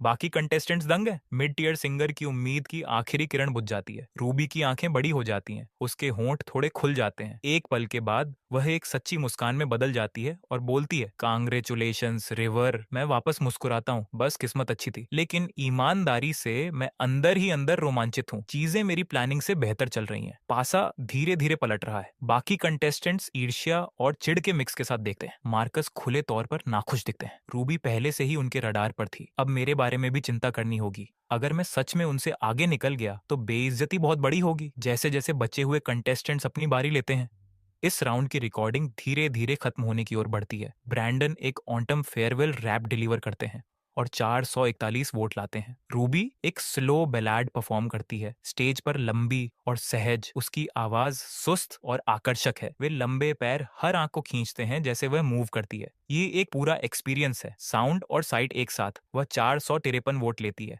उस पल में हर सिर मार्कस और मेरी तरफ मुड़ता है। मेरा स्कोर इस समय सबसे हाई है। मार्कस आखिरी परफॉर्मर है। अगर वह भी मुझे नहीं हरा पाते तो मैं इस राउंड में पहला स्थान ले लूंगा। मार्कस स्टेज पर कदम रखते हैं और खुद इस बात से हैरान होते हैं कि वह आज कितने नर्वस महसूस कर रहे हैं। वह एक धीमी सांस लेते हैं और खुद को स्थिर करते हैं। उनका गाना एक ऑटम लव स्टोरी है, कोमल और खूबसूरती से बनाया गया। मैं उन्हें परफॉर्म करते देखता हूँ। उनके कैरेक्टर के बारे में मैं जो भी सोचूं, टैलेंट असली है। वह इस इंडस्ट्री में लंबे समय से हैं। काम खुद बोलता है। जब मार्कस खत्म करते हैं तो होस्ट वापस सेंटर स्टेज पर आता है। हर कोई इसका इंतजार कर रहा है। होस्ट कहता है, मेरे पास मार्कस के रिजल्ट्स यही हैं। इस पल में कमरे में मौजूद हर एक इंसान की आंखें होस्ट पर टिकी हैं। मार्कस भी नर्वस है। होस्ट वोट काउंट देखता है और उसकी भौहें उठ जाती हैं। फासला अवास्तविक है। उसका अपना दिल तेज हो जाता है। वह एक सांस लेता है और बोलता है, चलो मार्कस को बधाई देते हैं, 460 वोट इस राउंड में पहला स्थान लेते हुए। भीड़ खुशी से झूम उठती है। डायरेक्टर ली और इवोन एक दूसरे को देखते हैं। एक सिंगल वोट। मैं बस उन्हें छूने ही वाला था। वेटिंग रूम में वापस आने पर मार्कस पहला स्थान तो बनाए रखते हैं, लेकिन वह एक विनर की तरह नहीं दिखते। तब डायरेक्टर ली अगले राउंड के नियमों का ऐलान करने के लिए अंदर आते हैं। अगला सेमीफाइनल है। कोई पाबंदी नहीं है। हर कोई जो चाहे वो गाना चुने, बस अपना बेस्ट लेकर आए। कमरा शांत दृढ़ संकल्प से भर जाता है। कोई थीम लिमिट नहीं है, लेकिन दांव पहले से कहीं ज्यादा ऊंचे हैं। हर कोई अपना सबसे अच्छा कार्ड निकाल रहा होगा। मैं इकलौता हूँ जिसे कोई चिंता नहीं है। थीम हो या ना हो, इससे मेरे लिए ज्यादा कुछ नहीं बदलता। मेरे दिमाग में इतने गाने हैं जितने मैं कभी इस्तेमाल भी नहीं कर पाऊंगा। शुक्रवार जल्दी आ जाता है। हेवेंस वॉइस एपिसोड 3 आधिकारिक तौर पर एयर होता है। लिली सोफे पर बैठी अपना सिर हिला रही है। पहले के परफॉर्मर्स उसके लिए कुछ खास नहीं कर पा रहे हैं, खासकर वह मिड टीयर सिंगर जिसने शो ओपन किया था। घबराहट ने उसकी पिच बिगाड़ दी थी। जब होस्ट आखिरकार रिवर का नाम पुकारता है तो लिली अपना ड्रिंक नीचे रख देती है। यह एक लव सॉन्ग होना चाहिए। रिवर अपना मुंह खोलता है और लिली को उसका जवाब मिल जाता है। क्वालिटी हमेशा की तरह निर्विवाद है। वह उसके बारे में जो कुछ भी सोचती थी उस सब पर फिर से विचार कर रही है। शहर के दूसरी तरफ सेरिना सोफे पर दुबक कर बैठी है। पैर क्रॉस हैं। एक शांत धुंध में रिवर का गाना सुन रही है। बिल्कुल पक्का नहीं है कि वह बार बार क्यों ट्यून कर रही है। सनी का भी यही हाल है। वह दिन के लिए अपना वैरायटी शो रैप करती है और ठीक समय पर देखने के लिए होटल वापस भागती है। जब रिवर अंत में झुकता है और कहता है थैंक यू, उसके सीने में कुछ मरोड़ उठती है। वह जानती है कि वह ये सब सिर्फ अपना कर्ज चुकाने के लिए सह रहा है। इस बीच शहर के दूसरी तरफ ड्रामा इटर्नल बॉन्ड की शूटिंग आज खत्म हो गई। प्रेस्टन सेट पर जल्दी पहुंच गया था, लेकिन जेड पहले ही जा चुकी थी। प्रेस्टन गुस्से में है। उसने विशेष रूप से कहा था कि वह वहां होगा। क्या वह अभी भी उस कमीने के चक्कर में पड़ी है? वह एक ठंडी हंसी हंसता है और एक कॉल करता है। कुछ शुरू किया जा रहा है। मैंगो टीवी पर डायरेक्टर ली को अचानक नेटवर्क एग्जीक्यूटिव्स का फोन आता है। वैसे अपनी डेस्क से उछल पड़ते हैं। सर, आप सीरियस नहीं हो सकते। डायरेक्टर ली का चेहरा पीला पड़ जाता है।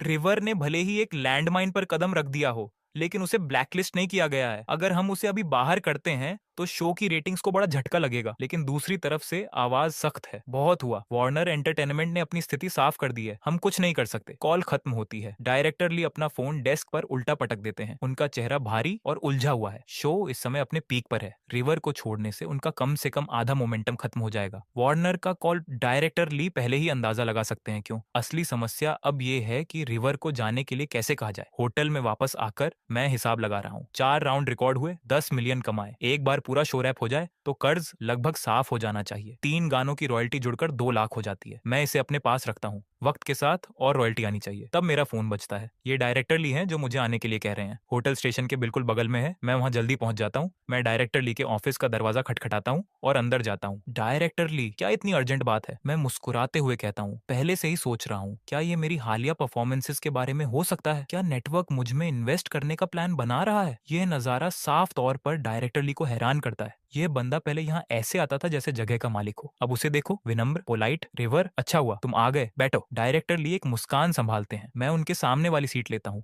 और उन्हें हिचकिचाते हुए देखता हूँ। मेरे सीने में कुछ असहज सा जगता है। डायरेक्टर ली, बस कह दीजिए। वह अपने घुटने पर हाथ मारते हैं। ठीक है, मैं तुम्हारे साथ सीधा रहूंगा, खुद को संभालो। जैसे ही वे ये कहते हैं, मेरे पेट में कुछ ठंडा सा गिरता है। डायरेक्टर ली सांस छोड़ते हैं। हमारे कंट्रोल के बाहर के हालातों की वजह से एक बार जब तुम सेमीफाइनल की रिकॉर्डिंग खत्म कर लोगे, तुम्हें शो छोड़ना होगा। वह ऐसा कहते हुए मेरे चेहरे को देखते हैं। मेरी आंखों में हैरानी चमकती है। मेरा दाहिना हाथ इससे पहले कि मैं इसे रोक पाऊं कांपने लगता है। मैं इसे एक मुट्ठी में बंद कर लेता हूँ, खुद को स्थिर रहने के लिए मजबूर करता हूँ। एक पल का सन्नाटा, फिर मैं बोलता हूँ, समझ गया, ऑफर क्या है? डायरेक्टर ली पहली बार में इसे पूरी तरह समझ नहीं पाते। वह मेरी आंखों में उस असहज करने वाली शांति को घूरते हैं। उन्होंने धीरे धीरे बात शुरू करने का प्लान बनाया था, लेकिन फिर बेहतर सोचते हैं। रिवर के पास अब खोने के लिए कुछ नहीं बचा है। उसे कोने में धकेलने का कोई मतलब नहीं है। डायरेक्टर ली के चेहरे से मुस्कान गायब हो जाती है। वह एक पल के लिए सोचते हैं, मैं तुम्हें लाफ्स एंड माइल्स में एक गेस्ट स्पॉट दिला सकता हूँ। तुम जानते हो वह कितना बड़ा शो है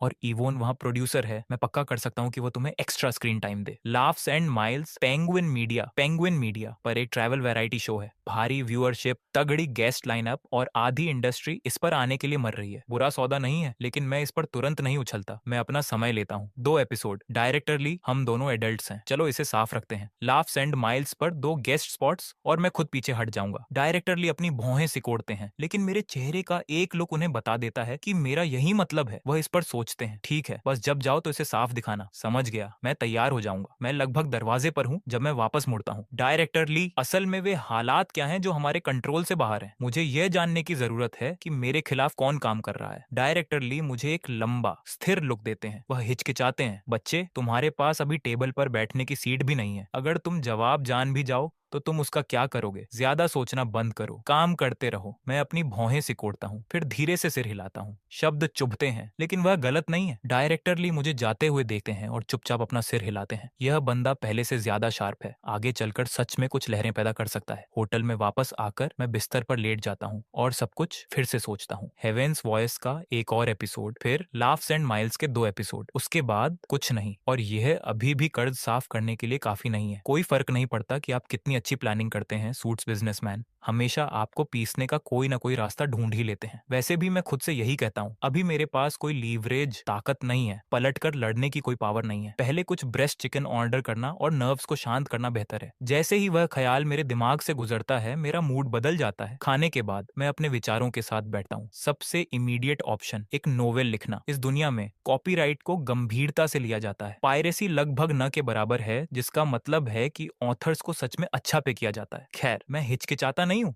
मैं अपना लैपटॉप खोलता हूँ और एक अकाउंट रजिस्टर करता हूँ। मुझे मेमोरी से कौन सी किताब ट्रांसक्राइब करनी चाहिए? इसे कुछ ऐसा होना चाहिए जो अर्थ पर एक मैसिव हिट था। मेरी ट्रांसमाइग्रेशन की बकवास और ये पूरी दुनिया कितनी अराजक है, इस बारे में सोचते हुए मैं बिना हिचकिचाए टाइटल टाइप करता हूँ, पार्ट ऑफ गोस्ट फिजिशियन। फिर मैं लिखना शुरू करता हूँ और मुझे एहसास होता है कि जब मैं अपनी मेमोरी में पीछे पहुंचता हूँ तो हर एक डिटेल बिल्कुल क्रिस्टल क्लियर सामने आती है, जैसे वह मेरे दिमाग में नक्काशी की गई हो। ली हू वोंग मूसल उठाता है और उसे बार बार ओखली में नीचे लाता है। अपने दिमाग से पूरी तरह ऊब चुका है, मिक्सचर को पीस रहा है, कीचड़ और सब कुछ बारीक पाउडर में। चमकदार स्कैनस्टोन धीरे धीरे धूल में बदल रहा है। मैं तेजी से लिखता हूँ, 2 घंटे में 10,000 शब्द। मैं इसे अपलोड करता हूँ और रिव्यू का इंतजार करता हूँ। यह नोवेल अर्थ पर एक कल्चरल फेनोमेनन, सांस्कृतिक घटना था।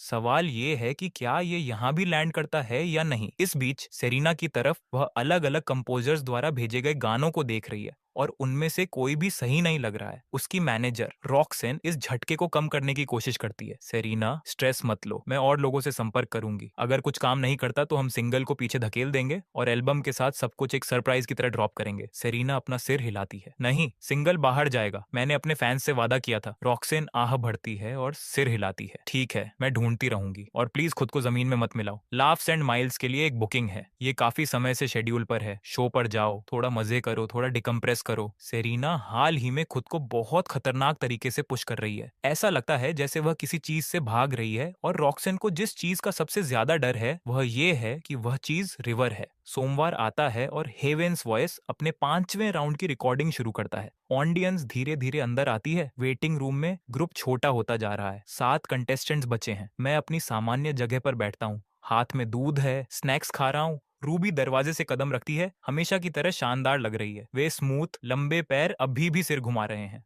वह कमरे को एक कॉन्फिडेंट ग्रीटिंग देती है, मेरे बगल की खाली सीट देखती है और बिना किसी दूसरे विचार के उसमें बैठ जाती है। रिवर, तुम इस राउंड में क्या गा रहे हो? मुझे फिर से रूबी के परफ्यूम की हल्की खुशबू आती है और मेरी आंखें बस एक सेकंड के लिए उन साफ पैरों पर भटक जाती हैं। वह एक सीक्रेट है, तुम्हें तब पता चलेगा जब मैं स्टेज पर जाऊंगा। रूबी मेरी मुस्कान पकड़ती है और उसका मिरर करती है। ऐसा लगता है रिवर इस राउंड में पहले स्थान के लिए जा रहा है। वह सच में मुझ में इंटरेस्टेड है। वह कमेंट कमरे में हर किसी पर अलग तरीके से लैंड करता है। उनमें से हर कोई ऐसे देख रहा है जैसे कुछ एंटरटेनिंग होने वाला है। मार्कस मुश्किल से रिएक्ट करते हैं, बस मेरी तरफ एक क्विक नजर डालते हैं, लेकिन उस बेअसर एक्सटीरियर के नीचे वह हिले हुए हैं। वह किसी और से हारना अफोर्ड कर सकते हैं, लेकिन मुझसे हारना एक प्रीटी बॉय आइडल से बिल्कुल आउट ऑफ द क्वेश्चन है। जब वह रूबी का सवाल सुनते हैं तो मैं एक मुस्कान के साथ जवाब देता हूँ, बेशक मुझे पहला स्थान चाहिए। अगर आप कंपटीशन करने जा रहे हैं तो आपको टॉप के लिए ही जाना चाहिए। मार्कस इस पर मुझ पर एक नजर डालते हैं और सपाट तरीके से कहते हैं, खैर हम देखेंगे कि क्या तुम्हारे पास वो बात है। कोई और अपना मुंह खोलने की हिम्मत नहीं करता। सन्नाटा इतना शार्प है कि काटा जा सके। इस बीच कंट्रोल रूम में डायरेक्टर ली मॉनिटर्स के सामने बैठते हैं। ये सेमीफाइनल है, हर एक डिटेल मायने रखती है। इवोन ने आज शार्प ड्रेस पहनी है। जैसे ही वह मूव करती है, हील्स क्लिक करती हैं। उसके पैर हर कदम के साथ आंख खींचते हैं, लेकिन उसके चेहरे पर एक शांत हताशा लिखी है। उसने पहले ही सुन लिया है कि रिवर जा रहा है, यह देखते हुए कि वह कितनी दूर आ गया है। उसके एक हिस्से को सच में उसे ग्रैंड फिनाले में देखना था। विक्टर भी वैसा ही महसूस करते हैं। हर गाना जो मैंने बाहर रखा है, विक्टर उसके पीछे खड़े रहे हैं। सेमीफाइनल की रिकॉर्डिंग शुरू होती है। होस्ट नियमों को बताता है और कंटेस्टेंट्स एक एक करके स्टेज संभालना शुरू करते हैं। डायरेक्टर ली अपने बगल में विक्टर की तरफ देखते हैं और आगे झुकते हैं। रिवर इस राउंड में क्या गा रहा है? ये सवाल इवोन के कान में भी पड़ता है। वह उसी उत्सुकता के साथ देखती है। विक्टर ऐसे मुस्कुराते हैं जैसे वह कोई सीक्रेट जानते हो। आप देख लेंगे। मैं बस इतना कहूंगा कि इस बंदे की सॉन्ग राइटिंग सच में इंप्रेसिव हो गई है। एक असली comeback out of the question नहीं है। वह चीज director Lee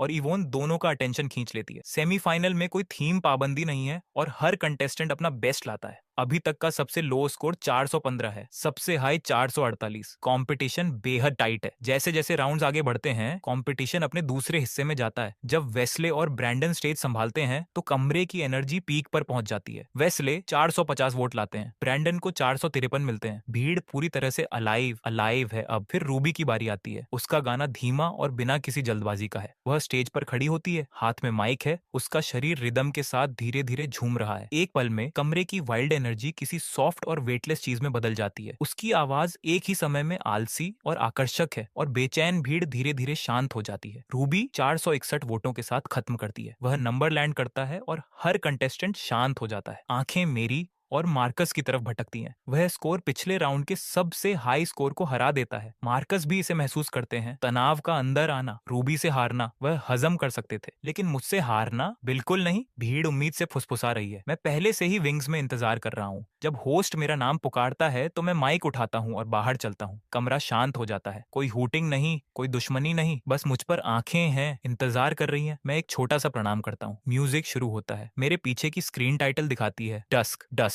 performed by River, written and composed by River. जैसे ही इंट्रो प्ले होता है सारी आंखें मुझ पर टिक जाती हैं। मेलोडी धीमी और व्यापक है, जैसे वह हवा में कुछ ऐसा लिए हुए है जो बिना मांगे कमरे को शांत कर देता है। डस्क लोग टाइटल पढ़ते हैं और इसके बारे में कुछ ऐसा है जो चुपचाप दर्द देता है। सूर्यास्त खूबसूरत है लेकिन वह पहले से ही फीका पड़ रहा है। मैं स्टेज पर शांत खड़ा रहता हूँ, खुद के भीतर फीलिंग को बनने देता हूँ। जब इंट्रो खत्म होता है मैं माइक उठाता हूँ और शुरू करता हूँ। मेरी वह धीमी भारी आवाज कमरे को भर देती है, उस उदास मेलोडी के चारों ओर लिपट जाती है। इस पल में भीड़ इसे देखती है। सूर्यास्त के समय रोशनी की आखिरी लकीर खूबसूरत और पहले से ही गायब हो रही है। एक खाली हाईवे पर एक अकेला ड्राइवर, हर दिशा से बंद होती रात। मेरा वोकल कंट्रोल फिर से सुधर गया है। मैं अब इस शरीर के साथ पूरी तरह सिंक में हूँ। यह गाना मुझसे ऐसे बहता है जैसे यह हमेशा से मेरा ही था। कोरस आता है, मेरी आवाज कोमल और दर्द भरी है। हर बारीकी, हर इमोशन को नंगा कर दिया गया है। ऑडियंस अब किसी कॉन्सर्ट हॉल में नहीं है, वे एक मरते हुए आसमान के नीचे खड़े हैं। इवोन सुनती है, आंखें स्टेज पर रिवर के चेहरे पर टिकी हैं, विचारों में खोई है। हाल ही में उसने जो भी लव सॉन्ग लिखा है वह एक कन्फेशन, एक बालिया बयान जैसा लगता है। उसने भले ही मैदान में खेला हो, लेकिन जब बात असली फीलिंग की आती है तो वह इसके बिना इतनी गहराई से मूव करने वाली चीज कैसे लिख सकता है। वेटिंग रूम में बाकी कंटेस्टेंट्स सन्नाटे में देखते हैं।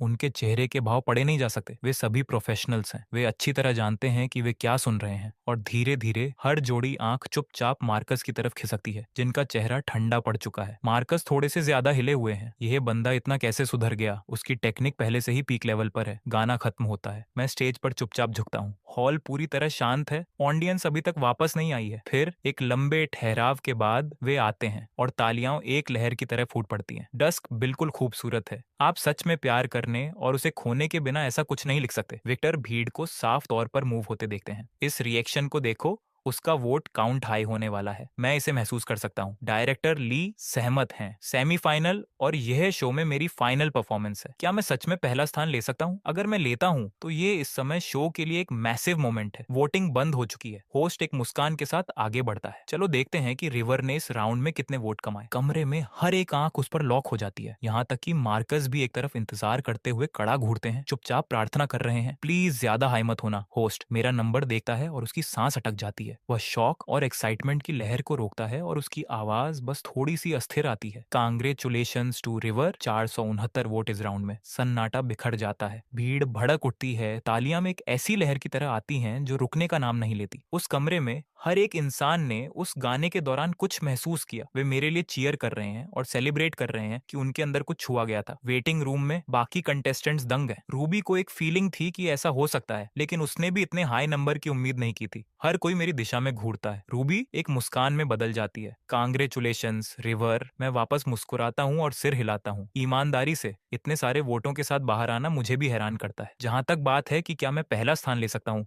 वह पूरी तरह से मार्कस पर डिपेंड करता है। मार्कस पहले से ही स्टेज पर है, ऑडियंस आगे झुकती है। उनका टैलेंट असली है। उन्होंने अब तक हर राउंड में बोर्ड टॉप किया है और कमरा उनके फैंस से भरा है। वह माइक उठाते हैं, अपने पीछे के म्यूजिशियंस को एक छोटा सा सिर हिलाते हैं और वे उन्हें थम्स अप दिखाते हैं। म्यूजिक शुरू होता है। मार्कस एक धीमी सांस लेते हैं, खुद को सेट करते हैं और शुरू करते हैं।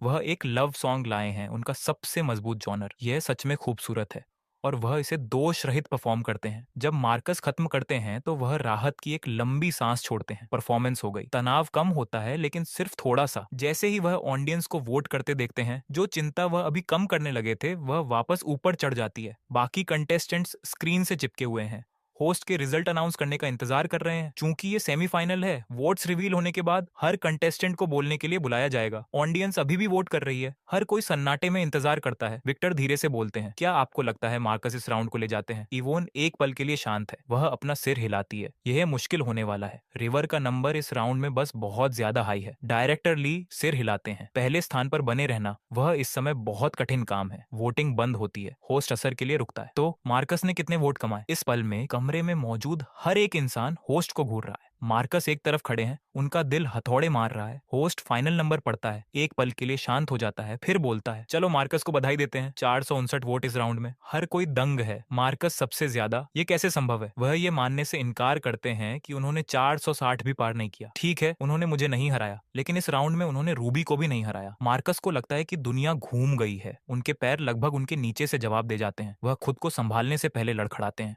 होस्ट उन्हें स्थिर करने के लिए मूव करता है, लेकिन मार्कस उन्हें दूर कर देते हैं। उनकी रोशनी पूरी तरह से बुझ चुकी है, आंखें खाली हैं, यह स्वीकार करने में असमर्थ कि वह सेकंड प्लेस भी नहीं रख सके। ये रियल नहीं लगता। यहाँ तक कि भीड़ भी हैरान निगाहें एक्सचेंज करती है। ओ माय गॉड, मार्कस सच में हार गया। मुझे यकीन नहीं हो रहा, रिवर ने सच में पहला स्थान ले लिया। इवोन के चेहरे पर शॉक लिखा है, उसकी आंखें कांच जैसी हैं, कोनों पर आंसू आ रहे हैं। उसने सच में सेमीफाइनल में पहला स्थान ले लिया। वेटिंग रूम में ब्रैंडन इसे अपने दिमाग में नहीं बिठा पा रहे हैं। रिवर की टेक्निक शुरुआत में सच में रफ थी, वह अब इतना अच्छा कैसे है? तब स्टाफ सबको मेन स्टेज पर बाहर लाता है। यह ऑडियंस गिफ्ट सेगमेंट का समय है। होस्ट सेंटर स्टेज पर खड़ा है, मैं एक तरफ, मार्कस दूसरी तरफ। वह घमंड जो मार्कस को डिफाइन करता था वह पूरी तरह गायब है। वह ऐसा लगता है जैसे कहीं और ही हो। जब वह मुझे देखता है उसकी नजरें खिसक जाती हैं। आप सभी को सपोर्ट के लिए थैंक यू कहने के लिए हमने ऑडियंस के लिए कुछ गिफ्ट्स तैयार किए हैं। अब चलो हमारे फर्स्ट प्लेस विनर रिवर से सुनते हैं। होस्ट पहले से ही जानता है कि मैं जा रहा हूँ, वह स्क्रिप्ट फॉलो कर रहा है, मुझे अपना एग्जिट अनाउंस करने के लिए स्पेस दे रहा है। उस तरह शो को नुकसान मिनिमल कम से कम होगा। मैं जानता हूँ मुझे क्या करना है। रूबी अभी भी मुझे देख रही है, कुछ एक्साइटिंग की उम्मीद कर रही है। भीड़ शांत होती है, मैं माइक लेता हूँ, मैं धीरे से बोलता हूँ, आप सभी को सपोर्ट के लिए बहुत बहुत थैंक यू। आज सेमीफाइनल में पहला स्थान लेना, मैं सच में इससे ज्यादा खुश नहीं हो सकता। मैं पूरी ग्रैटिट्यूड, कृतज्ञता के जरिए काम करता हूँ, एक छोटा सा प्रणाम और फिर मैं जारी रखता हूँ। एक और चीज है जो मैं आज रात सभी के साथ शेयर करना चाहता हूँ। पर्सनल हेल्थ और वर्क कमिटमेंट्स की वजह से मैंने बाकी कंपटीशन से पीछे हटने का फैसला किया है। यह पूरा सफर, मैं सच में इसके हर हिस्से के लिए आभारी हूँ। रास्ते का अपना एक तरीका होता है लोगों को वापस साथ लाने का। अगली बार तक मैं एक आखिरी बार झुकता हूँ और माइक होस्ट को वापस सौंप देता हूँ। एक ऐसी भीड़ के बीच जिसने अभी तक प्रोसेस नहीं किया कि अभी क्या हुआ, मैं स्टेज से बाहर चल देता हूँ। स्टेज पर सारी लाइट्स और उसके आगे सिर्फ अंधेरा। इस पल में प्रोडक्शन क्रू के अलावा सीन पर हर कोई पूरी तरह से खोया हुआ है। क्या चल रहा है? रिवर ने अभी अनाउंस किया कि वह ड्रॉप आउट कर रहा है। उसने अभी अभी पहला स्थान लिया। कोई ऐसे कैसे छोड़ सकता है? हर कोई हैरान है और भीड़ भड़क उठती है। वेन्यू अराजक हो जाता है। रूबी मुझे दूर जाते देखती है, उसकी आंखें किसी अनसूझी चीज से टिमटिमाती हैं। वह पूरी तरह समझ नहीं पा रही कि अब भी क्या हुआ। बाकी कंटेस्टेंट्स भी हैरान और कंफ्यूज्ड हैं, लेकिन ज्यादातर वे चुपचाप रोमांचित हैं। मेरे जाने से एक कम कॉम्पिटिटर है, मार्कस, हालांकि बिल्कुल गुस्से में दिखते हैं और उनकी आंखों में कुछ अजीब है। मैं पूरी तरह से बाहर चल दिया। इसका मतलब मार्कस को बदले का एक शॉट भी नहीं मिला। धत्त तेरे की रिवर, ये एक डर्टी मूव है। होस्ट पॉलिश्ड ऑफिशियल लाइनों के एक स्ट्रिंग के साथ चीजों को रैप करता है और बस इस तरह सेमीफाइनल खत्म हो जाता है। अगले दिन इवोन के ऑफिस के भीतर मैं सोफे पर बैठकर लाफ्स एंड माइल्स के कॉन्ट्रैक्ट को पढ़ रहा हूँ। 2 एपिसोड, 1 मिलियन प्रति एपिसोड। मैं थोड़ा और नेगोशिएट करने की उम्मीद कर रहा था, लेकिन इवोन कहती है कि वह कुछ नहीं कर सकती। शो बस बहुत ज्यादा पॉपुलर है, उनके पास गेस्ट्स की कोई कमी नहीं है। अगला शूट अगले हफ्ते है, मुझे बस पहुंच जाना है। इवोन मेरे सामने बैठती है और धीरे से बोलती है, तुमने इसे पढ़ लिया है, कोई इशू नहीं। मैं उस पेन की तरफ हाथ बढ़ाता हूँ जो वह मुझे सौंपती है और मेरी उंगलियां उसके हाथ से छू जाती हैं। उसकी स्किन छूने में ठंडी है, अविश्वसनीय रूप से सॉफ्ट। कॉन्ट्रैक्ट डुप्लीकेट में है। मैं साइन करने के बाद एक कॉपी रखता हूँ और दूसरी प्रोडक्शन टीम के पास छोड़ देता हूँ। बाहर जाने के रास्ते पर मैं एक मुस्कान के साथ अपना दाहिना हाथ बढ़ाता हूँ। थैंक्स इवोन, फिर से साथ काम करने की उम्मीद है। इवोन मुझ पर एक नजर डालती है, एक पल के लिए हिचकिचाती है, फिर मेरा हाथ मिलाती है। शुक्रवार जल्दी आ जाता है। हेवेंस वॉइस का एपिसोड 4 एयर होता है और लिली सुबह से ही अपने सोफे पर बैठकर इंतजार कर रही है। पहले 3 एपिसोड्स में रिवर की परफॉर्मेंसेस शानदार थी। वह पहले से ही एक फैन है। इस एपिसोड की थीम पतझड़ है। जब वह सॉन्ग लिस्टिंग देखती है, वह सहज ही वॉल्यूम थोड़ा ऊपर कर देती है। विंड विंड टाइटल सच में थीम पर फिट बैठता है। जैसे ही इंट्रो प्ले होता है, लिली की आंखें चमक उठती हैं। वह स्क्रीन को घूरती है, रिवर को परफॉर्मेंस में अपना दिल झोंकते हुए देखती है। वह 1 सेकंड के लिए जम जाती है। यह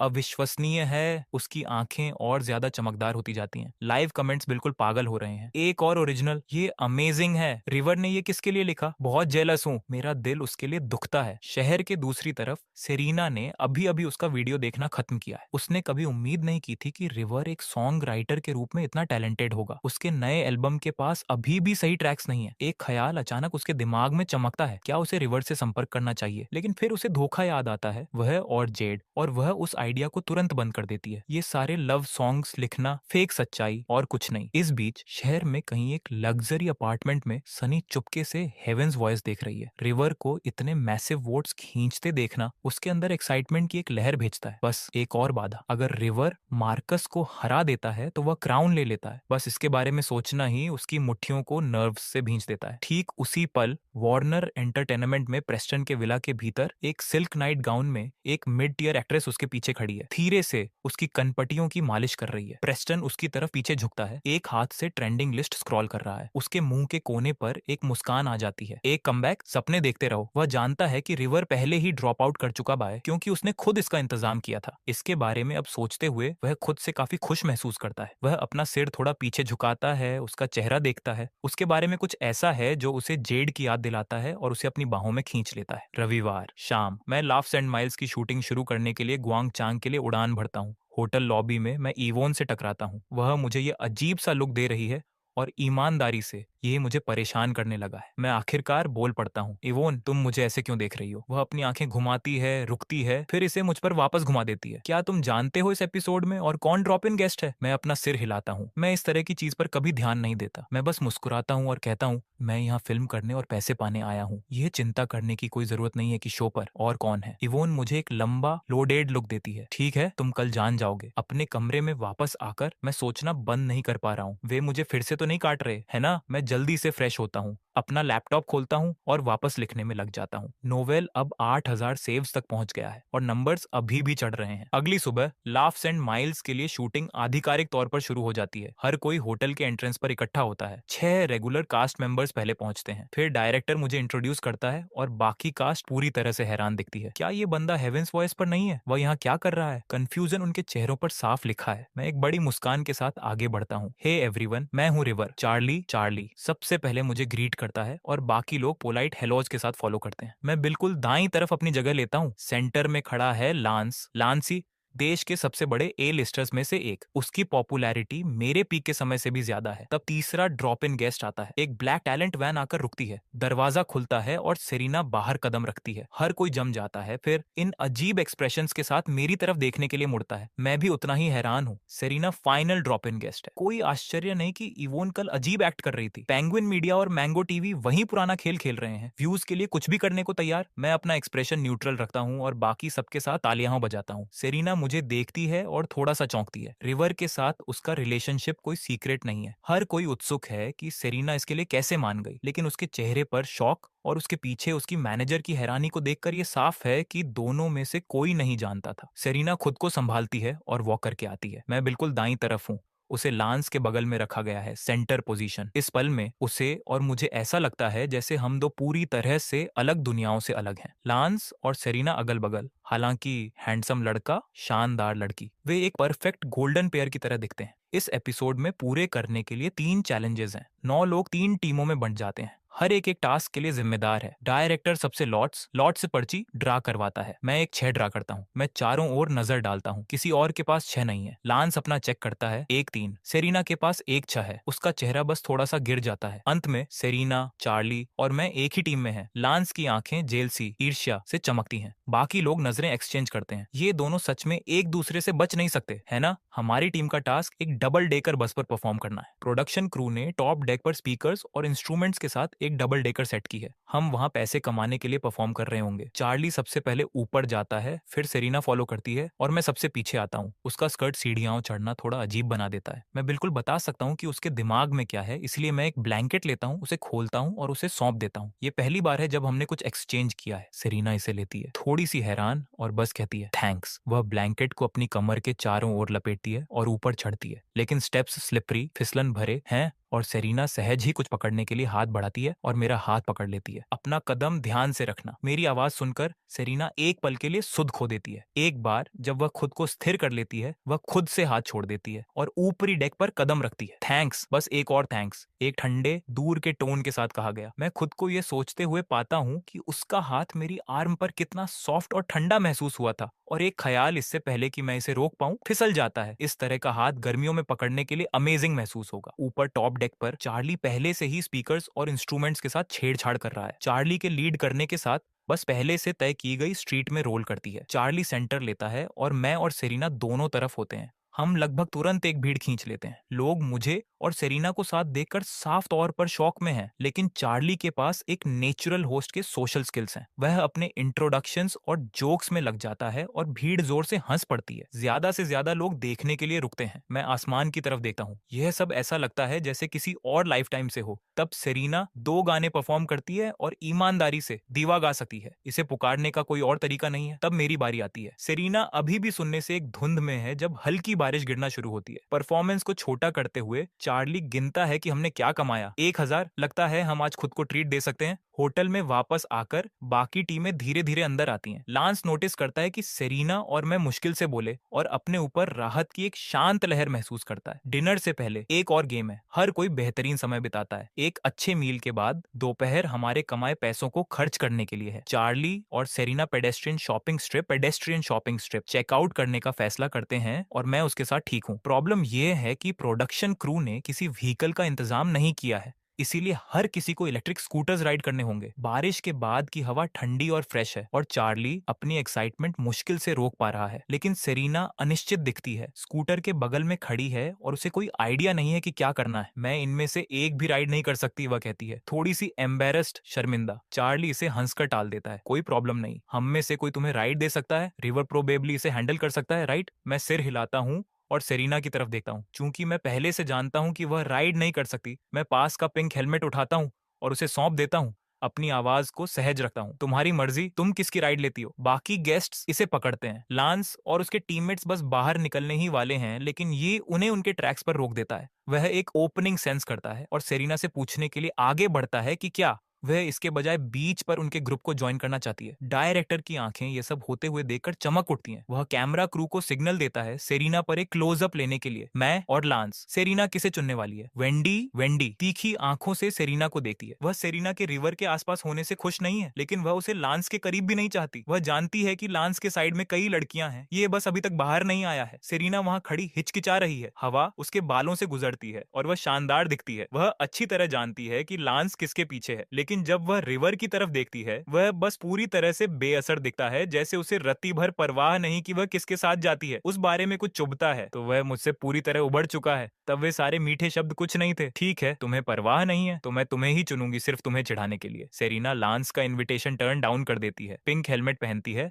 और मेरे स्कूटर की तरफ वॉक करके आती है। भीड़ दंग है, सेरीना ने सच में मुझे चुना। लांस एक मुस्कान मजबूर करता है, लेकिन जो लुक वह मेरी तरफ शूट करता है उसमें फ्रस्ट्रेशन का एक साफ एज है। तुम निकल रहे हो या क्या? किसका वेट कर रहे हो? मैं रियलिटी में वापस आता हूँ। एक छोटी सी मुस्कान मेरे होठों पर खींचती है। तो कसकर पकड़ लो, नहीं चाहते कि तुम गिर जाओ। सेरीना मुझे पूरी तरह इग्नोर करती है। मैं बस हंसता हूँ और स्कूटर को गियर में किक करता हूँ, आगे की तरफ शूट करते हुए। अचानक आया झटका सेरीना को आगे की तरफ फेंकता है। वह मेरी बैक से टकराती है और पैनिक में मेरी जैकेट पकड़ लेती है, बहुत सॉफ्ट। मैं उस गर्माहट को अपनी बैक पर प्रेस होते महसूस करता हूँ और हवा में उसकी खुशबू का हल्का सा ट्रेस पकड़ता हूँ। देखा, कहाँ था ना पकड़ने के लिए। सेरीना के कान लाल शेड में बदल जाते हैं। दोनों हाथ मेरी जैकेट को भींचते हैं, लेकिन वह जैसा मैंने सजेस्ट किया था वैसा कस कर पकड़ने से पूरी तरह मना करती है। बारिश के बाद कुआंगचांग ठंडा और सुखद है। एक कोमल हवा बह रही है। सेरीना को शायद ही कभी इस तरह घूमने को मिलता है। स्ट्रीट विंटेज रेट्रो स्टाइल की बिल्डिंग से लाइंड है। उसके पास उसका फोन बाहर है, फोटोज स्नैप कर रही है, एक छोटे बच्चे की तरह खुश। मैं उसका चेहरा रियर व्यू मिरर में पकड़ता हूँ।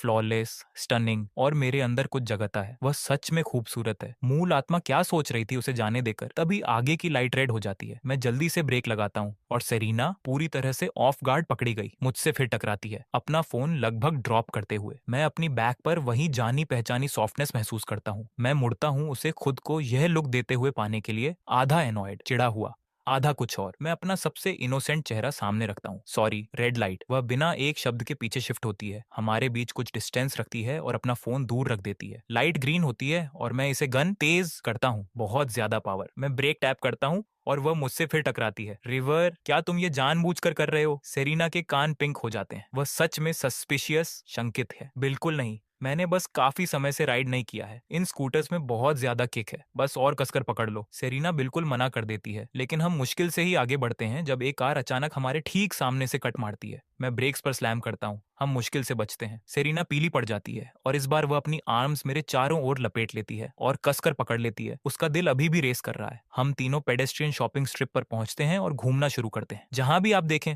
वहां फूड और छोटे ट्रिंकेट्स, सजावटी चीजें हैं। सेरीना आगे एक शॉप स्पॉट करती है जहां लोग कस्टम सिरेमिक फिगुरीन्स, मूर्तियां बनाते हैं। अंदर एक यंग कपल एक साथ एक पर काम कर रहा है। वह एक पल के लिए शांत हो जाती है, एक मेमोरी सरफेस होती है। वे दोनों वही चीज कर रहे थे जब उन्होंने डेटिंग शुरू ही की थी। सब कुछ तब कितना परफेक्ट महसूस होता था। मैं उसका रिएक्शन नोटिस करता हूँ। उस शाम सेरेना बस बेड के लिए रेडी हो रही होती है जब वो अपने दरवाजे पर एक नॉक सुनती है। वह इसे खोलती है। फ्लोर पर एक गिफ्ट बॉक्स है। वह हिचकिचाती है, फिर लिड उठाती है। अंदर एक चिबी स्टाइल का सिरेमिक फिगुरीन है, उसका एक छोटा एडोरेबल वर्जन जिसे बिल्कुल उसकी तरह दिखने के लिए क्राफ्ट किया गया है। वह मेरे दरवाजे की तरफ देखती है। उसे ये बनाने का टाइम कब मिला? मैं दरवाजे के दूसरी तरफ खड़ा हूँ, पीप अ होल के जरिए देख रहा हूँ जैसे वह इसे अंदर ले जाती है। मेरे मुंह का कोना ऊपर कर्व होता है। हर बार काम करता है। अगले दिन प्रोडक्शन क्रू हमारे लिए कैंपस परफॉर्मेंस का इंतजाम करता है। स्टूडेंट्स पहले से ही स्पोर्ट्स फील्ड पर इकट्ठे हैं, 5,000 से ज्यादा। मीडिया क्रूज हर जगह है। चार्ली अल्टीमेट क्राउड प्लीजर में ट्रांसफॉर्म हो जाता है, हर किसी को स्टेज पर स्टूडेंट्स को ग्रीट करने के लिए लीड करते हुए। भीड़ चीयर्स में फट पड़ती है। नीचे चैटर पहले से ही बज कर रहा है। लांस बहुत हॉट है। सेरेना अमेजिंग दिख रही है। वेट, क्या वह रिवर है? वह यहाँ क्या कर रहा है? वह कमीना, वह आखिरी वाला कमीना इतनी जोर से बाहर आता है कि स्टेज पर हर कोई सुन सके। मैं फ्लोर में गायब हो जाना चाहता हूँ। परफॉर्मेंसेस शुरू होती है। सेरेना अपने लव सॉन्ग्स में से एक परफॉर्म करती है। उसकी आवाज रिच और एफर्टलेस है और मैं खुद को पूरी तरह से खिंचा हुआ पाता हूँ। तब चार्ली का ग्रुप रैप अप करता है और मेरी बारी है। लांस बेशक शो क्लोज कर रहा है। मैं माइक के साथ बाहर वॉक करता हूँ। मेरी रेप्यूटेशन अभी भी रफ शेप में है। भीड़ में स्टूडेंट्स का एक हैंडफुल पहले से ही गालियां चिल्ला रहा है। सेरेना इसे सुनती है और साफ तौर पर हिली हुई दिखती है। वह इमेजिन नहीं कर सकती कि मैं इस सब के जरिए कैसे जारी रहा हूँ। जिस तरह से वह मुझे देखती है उसमें सिंपैथी, सहानुभूति का एक शांत धागा है। हे एवरीवन, मैं हूँ रिवर। यहाँ कुछ नया है। माय डेस्कमेट। स्टूडेंट्स पर कब उत्सुक होते हैं जब उन्हें एहसास होता है कि ये एक नया गाना है। हमारे स्कूल में एक वर्ल्ड प्रीमियर। हम बहुत लकी हैं। स्टेज पर मैं गिटार पकड़ता हूँ। उंगलियां कोमलता से स्ट्रिंग्स पर मूव कर रही हैं। मेलोडी धीरे से उठी है, अपने साथ एक शांत दर्द भरी उदासी लिए हुए। और बस कुछ ही लाइनों के भीतर हर किसी का दिमाग वापस एक क्लासरूम में भटक जाता है। यह गाना आपको सीधे अंदर खींच लेता है। सेरेना की आंखें चमक उठती हैं। उसने कभी उम्मीद नहीं की थी कि रिवर अब इस तरह लिख रहा होगा। मेलोडी फॉलो करने में इतनी आसान है कि भीड़ में स्टूडेंट साथ गुनगुनाना शुरू कर देते हैं। ये गाना एक टाइम मशीन है। ये हर किसी को सीधे उनके स्कूल के दिनों में ले जाता है। स्टेज पर बाकी गेस्ट्स भी इसे महसूस करते हैं। वे अपने खुद के डेस्कमेट्स के बारे में सोचते हैं। वह एक दोस्त जो उनके सबसे करीब था,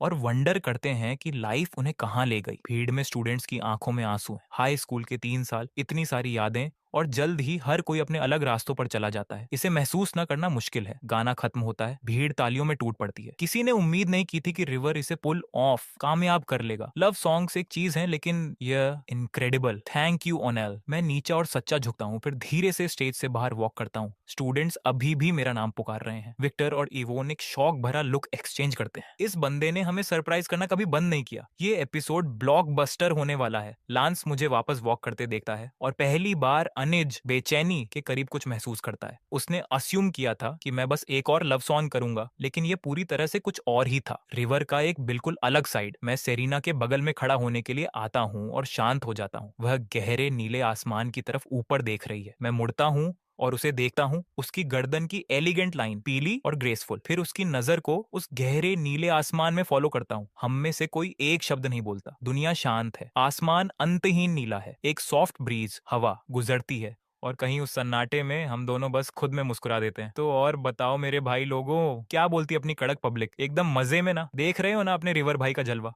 कल तक जो कंगाली के दिनों में एक एक ब्रेस्ट चिकन के लिए तरस रहा था, वो आज सीधे लंबी गाड़ी वालों की बत्ती बुझा रहा है। शो के वो जो बड़े बड़े सूरम्मा और नवाबजादे बने घूम रहे थे ना, मार्कस चाचा और वो रईसजादा प्रेस्टन, वो सोच रहे थे कि भाई को अपनी उंगलियों पे नचाएंगे। भाई को सिर्फ एक मोहरा समझ रहे थे, पर अपना रिवर भाई तो कतई जहर खिलाड़ी निकला रे बाबा। पूरी बिसात का वजीर। स्टेज पे ऐसा डस्क गाना पेला कि सबकी बोलती बंद, पूरी महफिल ही लूट ली लौंडे ने। और वो स्कूटर वाला सीन, अरे भाई भाई भाई, जो दिमाग चलाया है अपने भाई ने, जानबूझकर ऐसा खचाक से ब्रेक मारा कि सेरेना मैडम सीधे जाके जैकेट से चिपक गई। बॉस, इसे कहते हैं असली हैवी ड्राइवर। उधर प्रेस्टन विला में बैठा खून के आंसू रो रहा है, और इधर अपना भाई गुआंग चांग की ठंडी हवा में पिंक हेलमेट वाली के साथ रोमांस की गाड़ी दौड़ा रहा है। लाइफ हो तो ऐसी, वरना जिंदा तो झांटू लोग भी हैं।